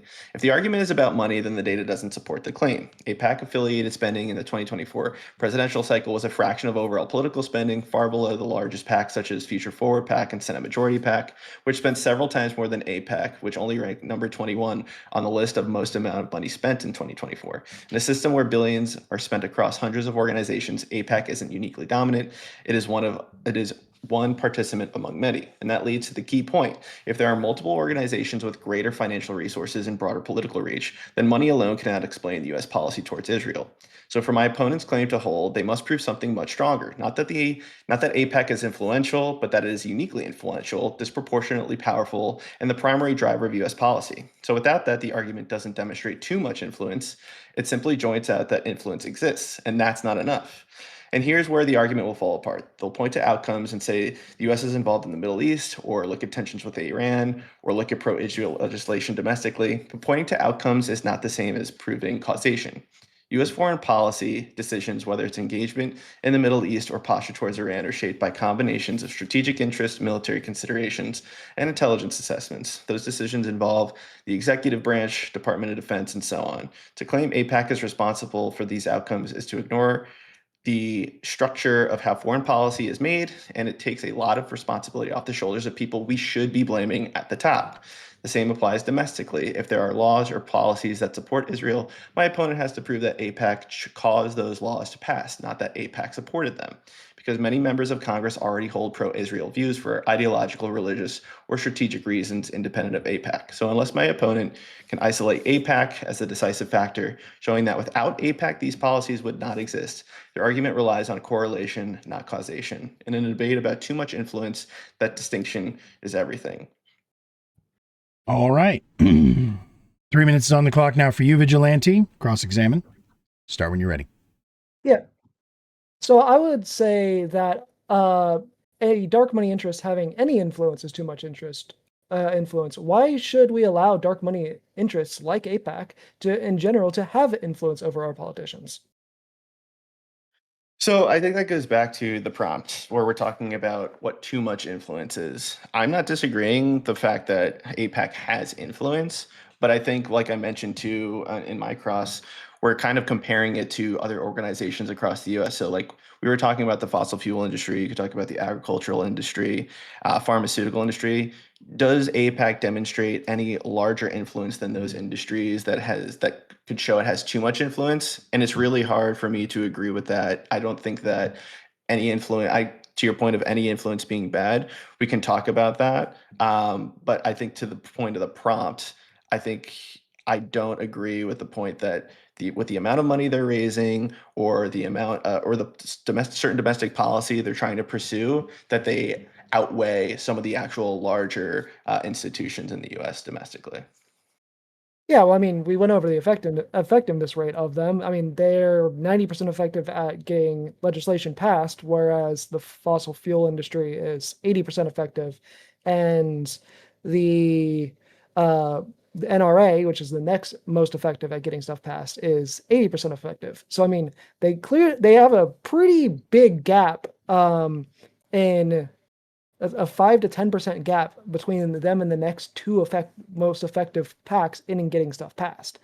But I think I was Yeah, going to go ask you, I don't know if you have the actual stats on it, but percentages can be a little deceiving because how many bills or how many pieces of legislation are these other organizations looking to get passed? If APAC is, 8 out of 10 or 9 out of 10 successful, but the fossil fuel industry is 200 out of 300 being successful, that's still 200 bills or policies that they've gotten passed, but it's still at a lower rate. So I'd be interested to see how many different proposals each of these groups is proposing, because I think that could be misleading. so it's the information that I was looking at prior was mostly their major wins. So it goes over several decades. It, Yeah, I I don't can I don't go mean through for you and to like do a yeah. live thing either. So totally fair. I just think I'll say this, like I think when you look at the APAC lobby, there are only so many pro-Israel legislative policies they can push at one time. Where I think the fossil fuel industry is doing this year in and year out.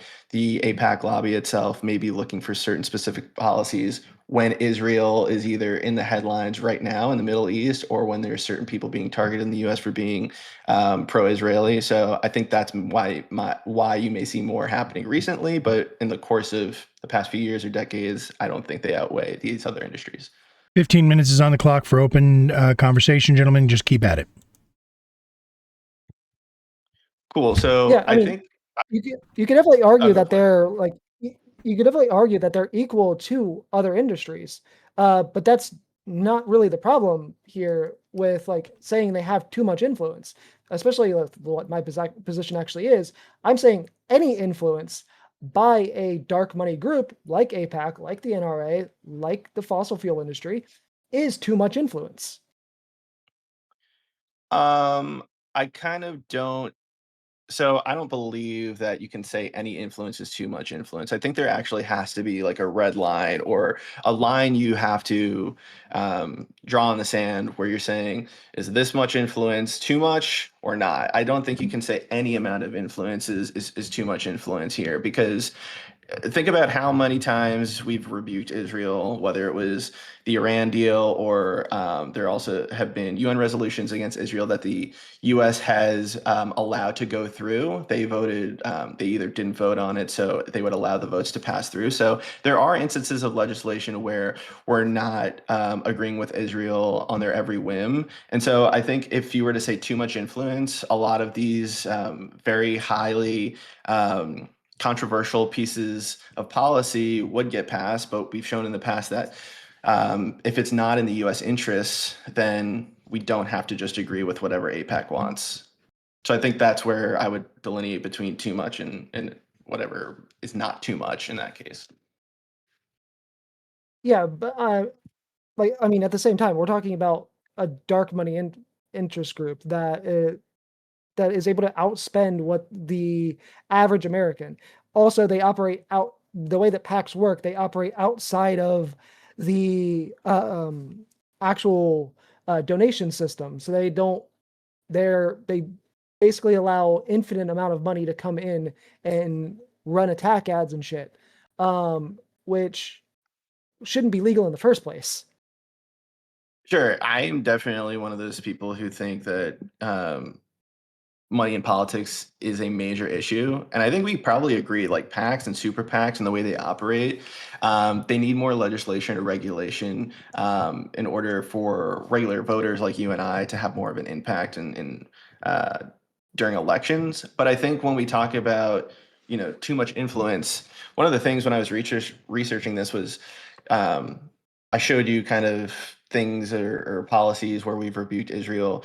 The last time that we've actually stopped the NRA or halted NRA gun legislation was back in 1994 with the Brady bill, and that was during the Clinton administration. And even after multiple mass shootings, even after Sandy Hook, when Obama was really trying to pass gun legislation, the NRA was really effective at shutting that down, even when polling showed that a lot of Americans supported that type of legislation. So I think if you have to go back 30 years for the NRA to be rebuked, but you only have to go back a few years to see AIPAC or Israeli pro-Israeli policy being rebuked. I think that shows a lot about who really has too much influence in our political sphere.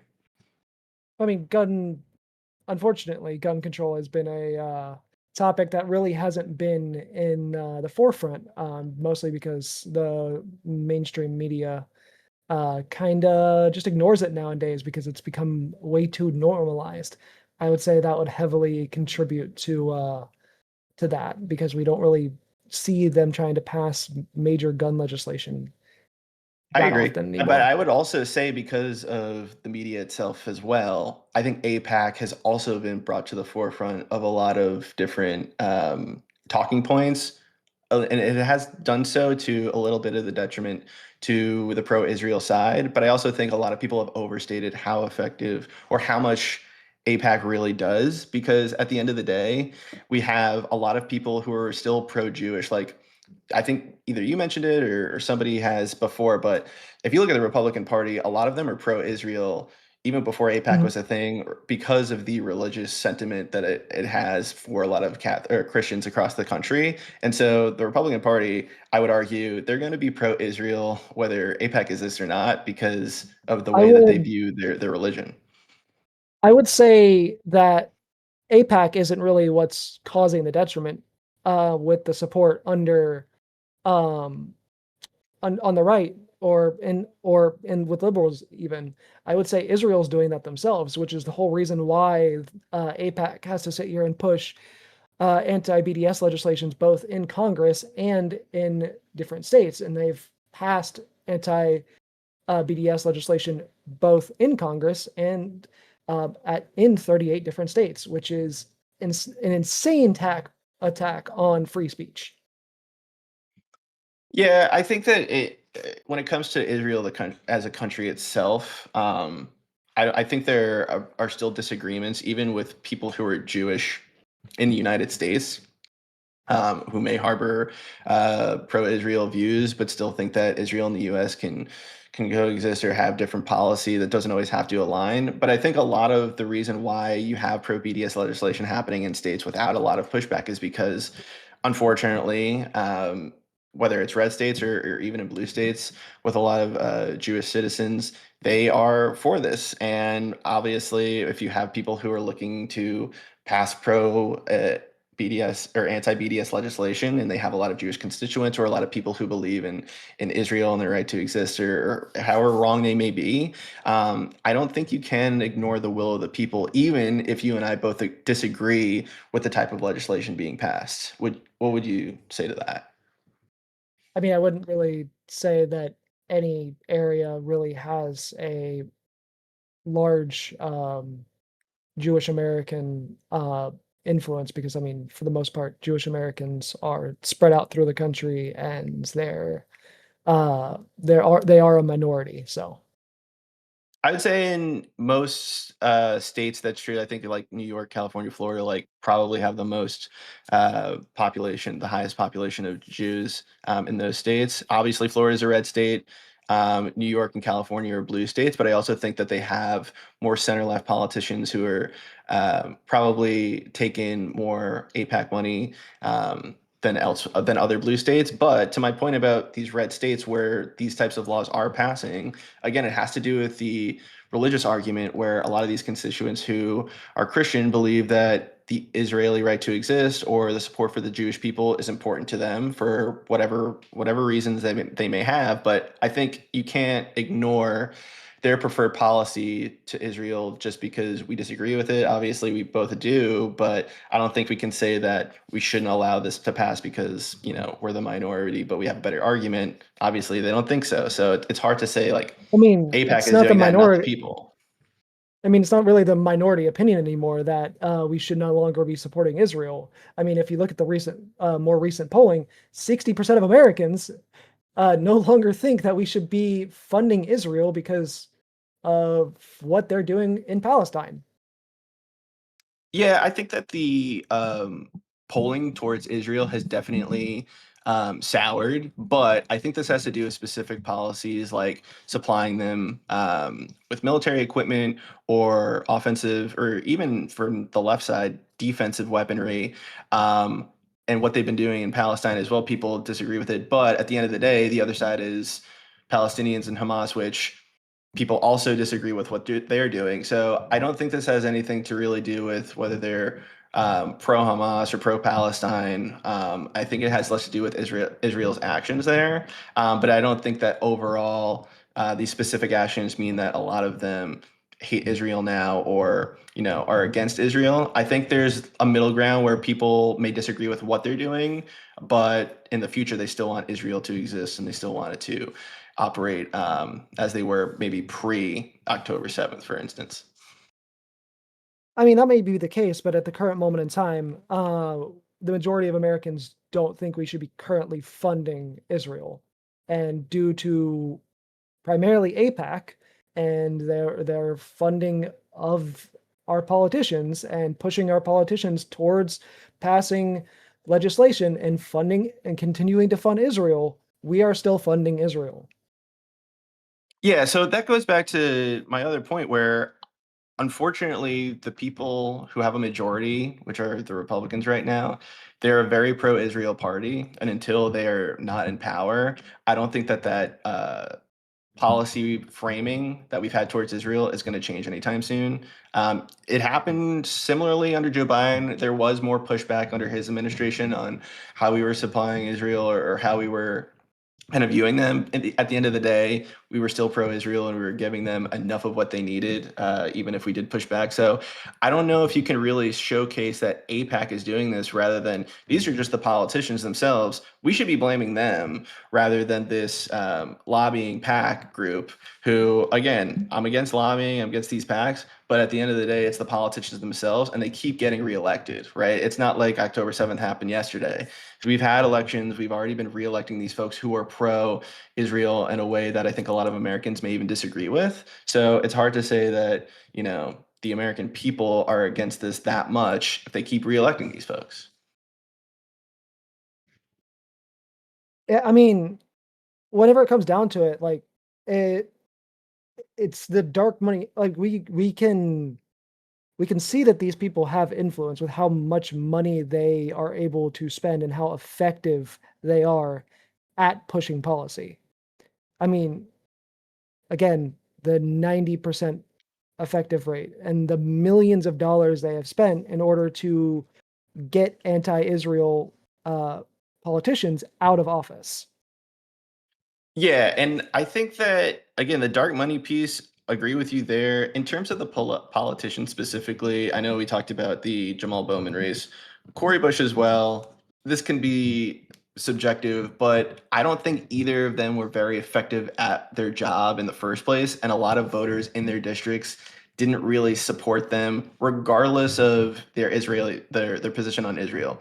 I don't see how George Latimer, who beat Jamal Bowman, who was somebody who was already in the district, who was very popular, would only won because of AIPAC. I think that he ran because he thought he could beat Jamal Bowman. And again, because they redistricted that New York district, it became more favorable for more centrist Democrats who lived in the suburbs to vote for him rather than Jamal Bowman, who relied heavily on the population centers in the Bronx and the inner city of New York City, where they were a lot more pro Jamal Bowman. Wow. Now, if you want to blame the state for how they redistricted it that way to kind of kick him out, you can, but also then you'd have to prove how AIPAC was able to influence that decision. And I didn't see any information where they went to the state or the governors to do that. So that's where I have an issue where how they're kicking people out of Congress or influencing Congress in that way, where if it's really the will of the people, we should respect their decisions rather than say, oh, it's the fault of this or so forth. It should be the candidate's fault if they didn't win, in my opinion.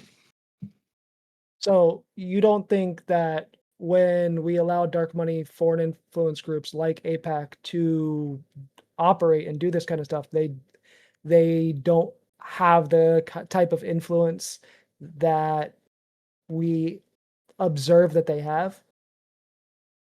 I think it's overstated, and to the point of the prompt, too much is where I point at is what is too much. And I think it's overstated. And the other side also has lobbyists and resources they can use as well. The Democrats have a ton of money that they love to waste and still eventually lose with. So if you want to blame money, it's not really a money problem. The Democrats are vastly pro-Israel as well.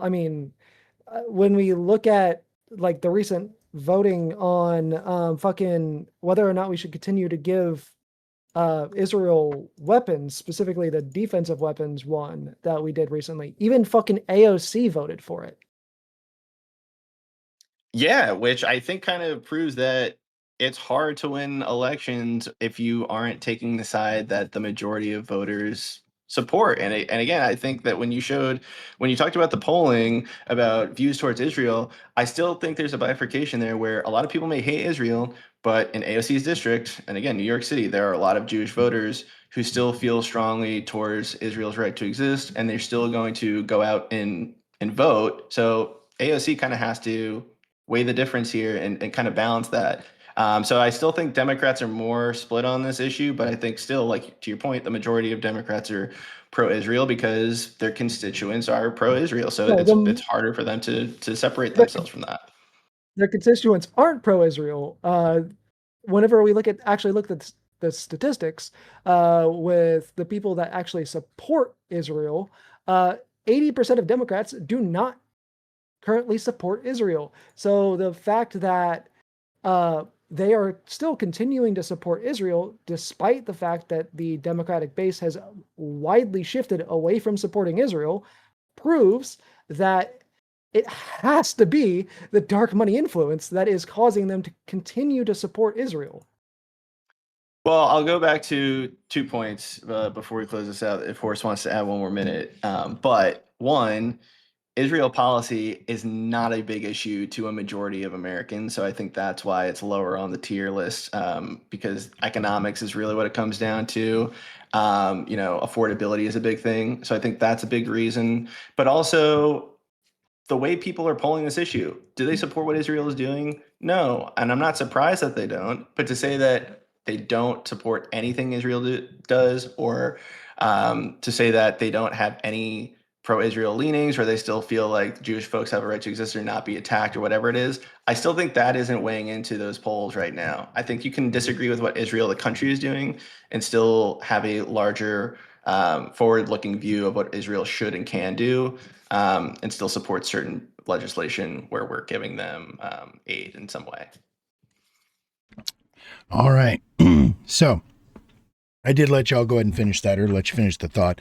Didn't feel like I needed to put any time on the clock for it, though.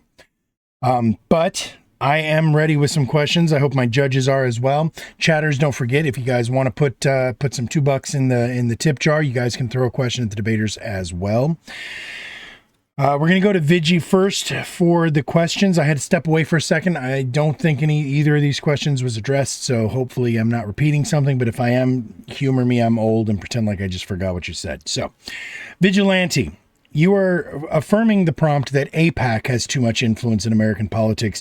Would it be safe to say that, in your opinion, PACs in general have too much influence in American politics? I asked that because you were talking about dark money and how the influence of political action committees obfuscates the actual will of the voters and yada, yada, yada.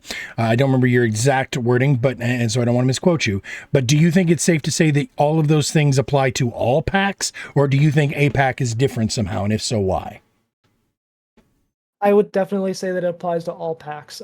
I think the key point in saying that AIPAC has too much influence is pointing out that PACs in general have too much influence, and AIPAC is the most effective PAC out of all of them. All right, fair. Let's see. We went to Salty first last time. Chief, I'm going to put you on the spot this time, I think. All right. Yeah, I did indeed do the prompt correctly this time. So, Chief, do you have a question ready for Vigilante? I believe I do. I might overlap with yours a little bit. It's fine. But yeah, just touching on the idea of, if it's the funding mechanism or the act, I guess that is the problem? Should U.S. citizens be allowed to lobby for a policy they find favorable towards any nation that they're preferable to, or is it just the matter in which they're doing it that is an issue? I would say that lobbying in general should technically be legal, but the way that PACs operate and do it is more of a corporate lobbying structure. So basically, their job is to lobby. So like, it makes it to the way that if a PAC wants a PAC lobbying group wants a politician to do one thing, and then a vast majority of their voter base calls the politician and wants them to do a different thing because the PAC is the one putting more money towards their campaign, they're going to do what the PAC says. And that's the problem because the citizens can't lobby the politicians and actually get shit done the way they should be able to. All right, Salty, question for Vigilante, please, sir. Yeah, once again, Horsey's jumped in and basically stolen my question, but I'm going to ask it anyway. Vigi, I feel like you turned on yourself there for a bit. Is it just about Israel, or shouldn't any alien influence be shunned from the system entirely? And not the NRA or not the local PACs, right? Because they have a right to jump and scream and shout. Do you know what I mean? Yeah, so you're talking about foreign influence, right? Foreign influence. Yeah. Do you think APAC is a foreign influence or not? Yeah, I mean, the person who founded in APAC was literally registered under the FARA Act, which is the Foreign Agent Registration Act. So he was literally registered as a foreign agent. So the person who founded it was a foreign agent. And then their policies are not just closely aligned with Israel's policies. Their policies are just Israel's policies. And unfortunately, because of the fact that they are back, we can't actually see the funding mechanism. But this tells us that they are operating within the United States as a foreign influence group without actually being registered as a foreign influence group, in which they would not be allowed to actually lobby our government because foreign influence in the government is illegal. Right. All right. Yeah. Good stuff. Thanks for clearing that up. I didn't really hear you say that during the debate. Yep. That's what the judge and moderator questions are for. And audience questions, if you guys have one, throw it in there. So we're going to go over to Castle now. So did a little bit of quick research myself, and I'm going to set this up a little bit. Again, not trying to Tyler you, but I just want to let you know where I'm coming from on this, or why I'm asking this question. It looks like the Jewish population of America is approximately 2% determined or self-reported as of 2020 census. Meanwhile, the Hispanic population is approximately 19%, and the black population is approximately 12%. Yet, AIPAC is the third biggest political action committee committee in the United States, and there are no other culturally biased or culturally related or even internationally related PACs in the top 20 donators in the United States. So my question to you is, because one of your arguments was that there's no way for us to think that these decisions wouldn't be made, these laws wouldn't be passed if it wasn't for AIPAC.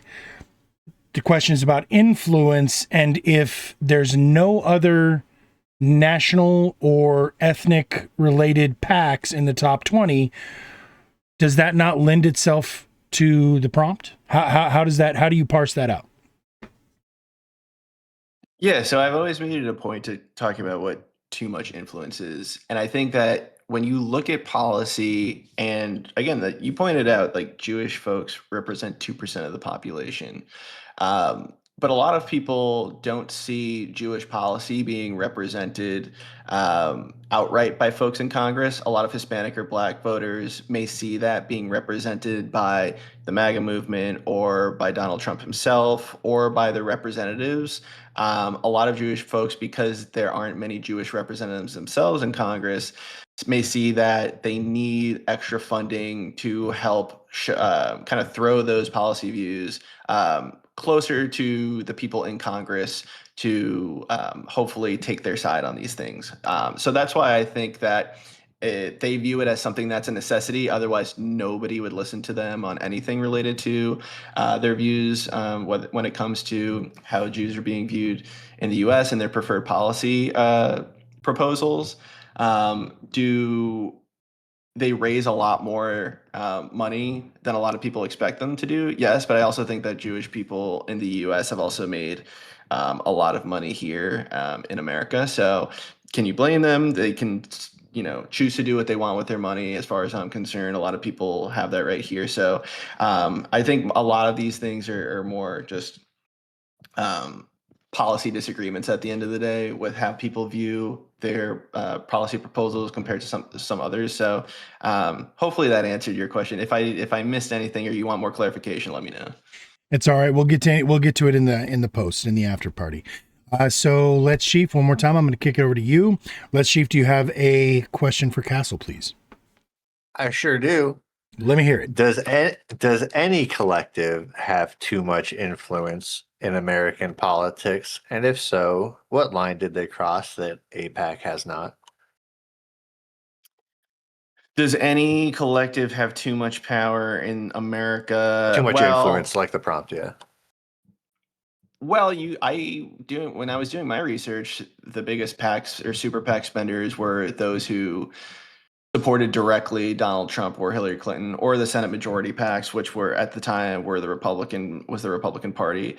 So I think that our politicians themselves are supported by a lot of these PACs that give them too much influence in American politics rather than the people's voice and what we've elected them for. And that's kind of what I was getting at too in my intro, is that we blame a lot of these side groups, which I was agreement with Vigilante on the how some of these folks and PACs can influence people. But at the end of the day, the individual is making the decision. And in some cases, if you look at the amount of money folks are getting from AIPAC, it's like $10,000, $20,000, and that's going to influence a ginormous policy decision. Are we really thinking that is how much it takes, or is it going to be the $200,000 or $300,000 or even over $1 million that the fossil fuel industry is giving these people? So when I think we talk about too much influence, my mind goes towards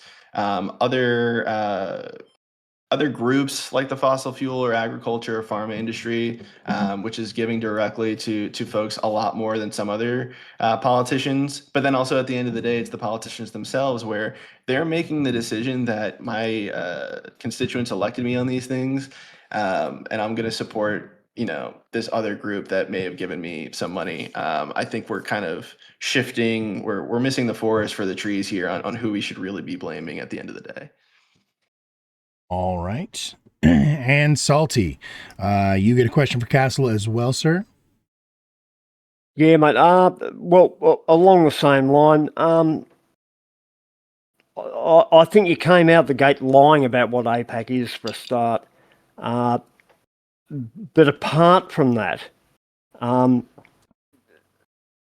there is this issue: is how much influence does it need to be when it's not. I don't want to say bad words here. We appreciate that. It's antithetical to the political climate that another alien entity has influence, and I don't care if it's $10,000 per congresswoman, right? That's enough, right? That's heaps enough. They're led around by the nose. At what point do you say, okay, you can't do business here. Well, I think we have a disagreement on APAC itself, or it sounds like you think they are a foreign kind of investor Well, into U.S. they were policies. registered when they were first founded. That they were registered under FARA. Well, what we know now as FARA. We agree with that, yeah. Sure. Well, let's say for Right, for yeah, the point sure. of the debate, we'll agree to that. But you're saying that why should any, I guess even outside of APAC, why should any PAC have influence over politicians? Is that your question? I just No. want to make sure. Yeah, specifically foreign entities.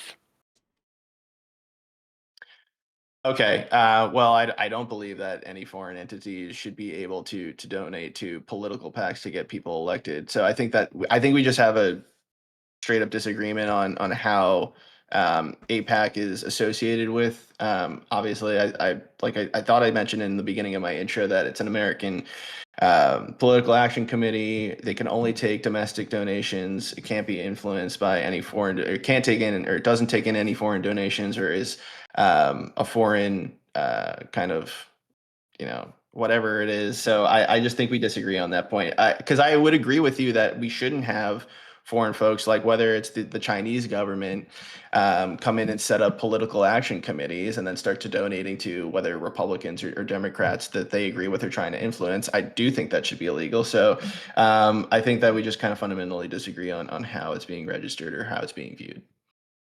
right. Good answer, thanks. Just to be clear, I'm not disagreeing with you. I'm just asking a question. Yeah. All good. All right. So, with that said, we are at closing arguments. So, I'm going to go ahead and put that 3 minutes back on the clock for each of you guys. This is the cherry on top. This is the end of the battle. 3 minutes for you to close it. Vigilante first. Please go ahead and start it when you're ready. Yeah. So, like I said, any dark money influence is too much dark money influence. We can't see where the money's coming from. We can sit here and claim that it's coming from Americans only, but we don't actually know that is a fact. In fact, we actually do know that Israel does have influence on the policy of APAC, because Israel has admitted that this themselves. I just actually posted a link in the side chat, and I'll post it in chat as well, of a Jewish newspaper talking about how Israel influences APAC and actually utilizes APAC to push policy. This is, in fact, a foreign influence pact, and you can't really dispute that. It is 100% true. And then we can use the smoke screen of spending being them not really having a spending advantage, and the spending advantage being equal because other people can spend a fuckload of money. Well, APAC has spent $126.9 million to push pro-Israel legislation. All pro-Palestinian PACs combined spent $1.5 million. There's no fair playing field here.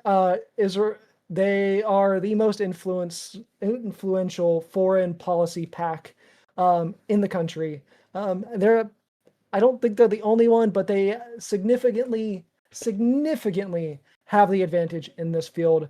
And you could say that they don't really affect the American people, but obviously they do, because of the fact that Israel pushed us into the Iran war, which is negatively impacting, fucking every American now, because the gas prices are fucking through the roof. The average cost of oil right now is over $100 when it was just like $50, or actually over $120 when it was like 75 or some shit like that.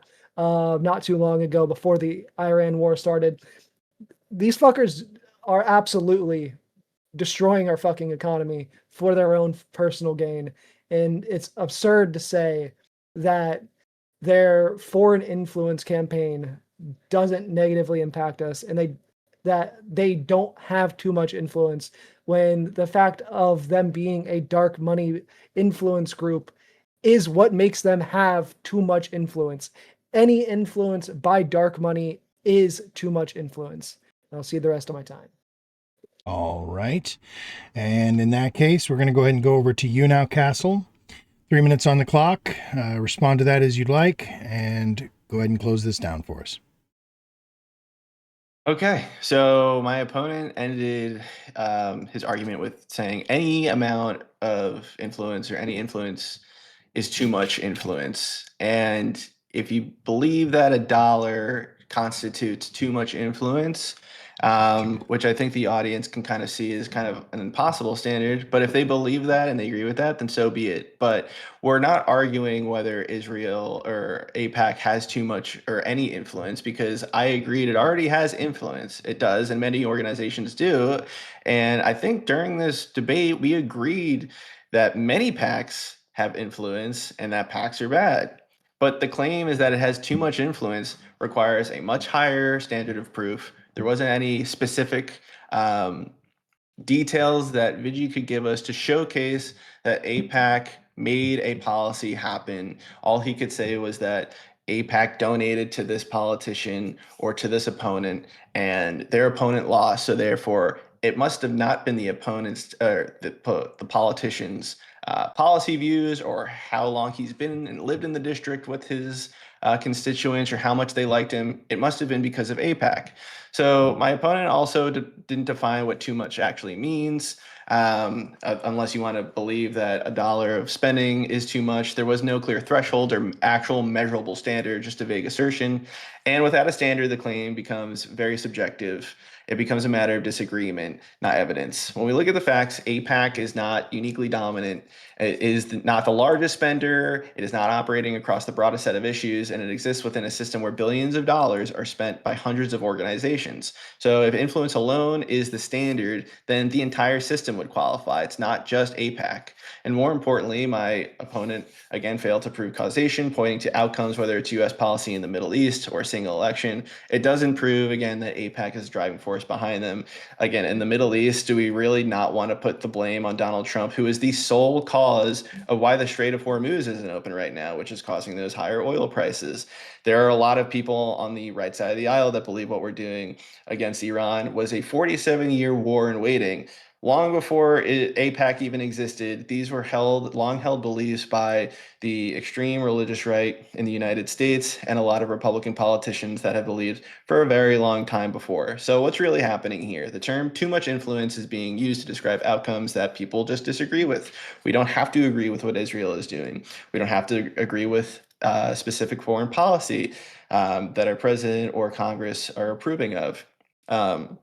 But not to identify a system that is out of balance. And in a democracy where advocacy reflects the views of citizens and policymakers respond to voters, that is not excessive influence. That's just how the system works. We should be blaming the people in charge and the people who support these policies. So unless it can be proven that AIPAC is uniquely powerful, disproportionately influential, and the primary driver of U.S. policy, and that wasn't demonstrated, the claim simply does not hold. All right. There we go. Well then, with that, okay, we lost your video feed. I don't know if you knew that or not. All right, so great job, gentlemen. Both of y'all, I appreciate that. We all know what we're doing here, so we're going to go ahead and drop the link into the chat so that you guys can tell us where you think you landed. Not sure if the judges are going to agree on this one or not, so I'm also going to go ahead and just for you put that into the room chat, Control V. So Steelborn, you can get your audience to weigh in as well. And I will do the same on my YouTube and Kick. And then we're going to kick this over to the judges. First, we're going to go to, I think we're going to go to Salty first again this time. How about that? Salty. Where did you come down on this debate and why, sir?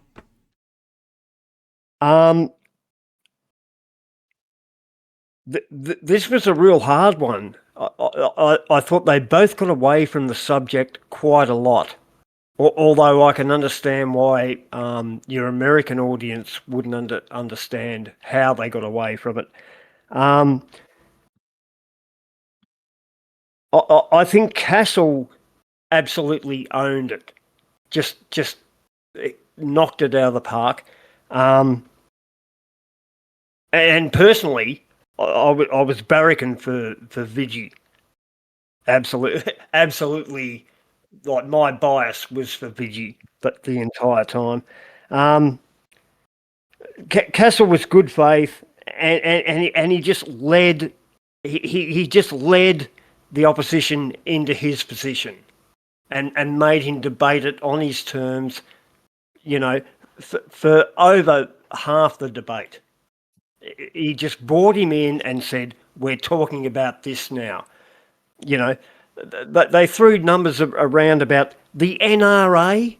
Who cares about the NRA, right? But it became a talking point. I think, Castle 7 and Vigi 3. All right. So that's 3-7 to the negative for Castle.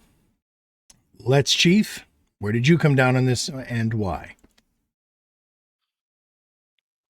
Yeah, this is another tough one. Great job, you guys. Really did great here. Vigi did a great job of demonstrating the harm of dark money influences, the risk of donors becoming more important than constituents. He was able to point to very specific dollar amounts and legislation, like the anti-BDS legislation in 38 states.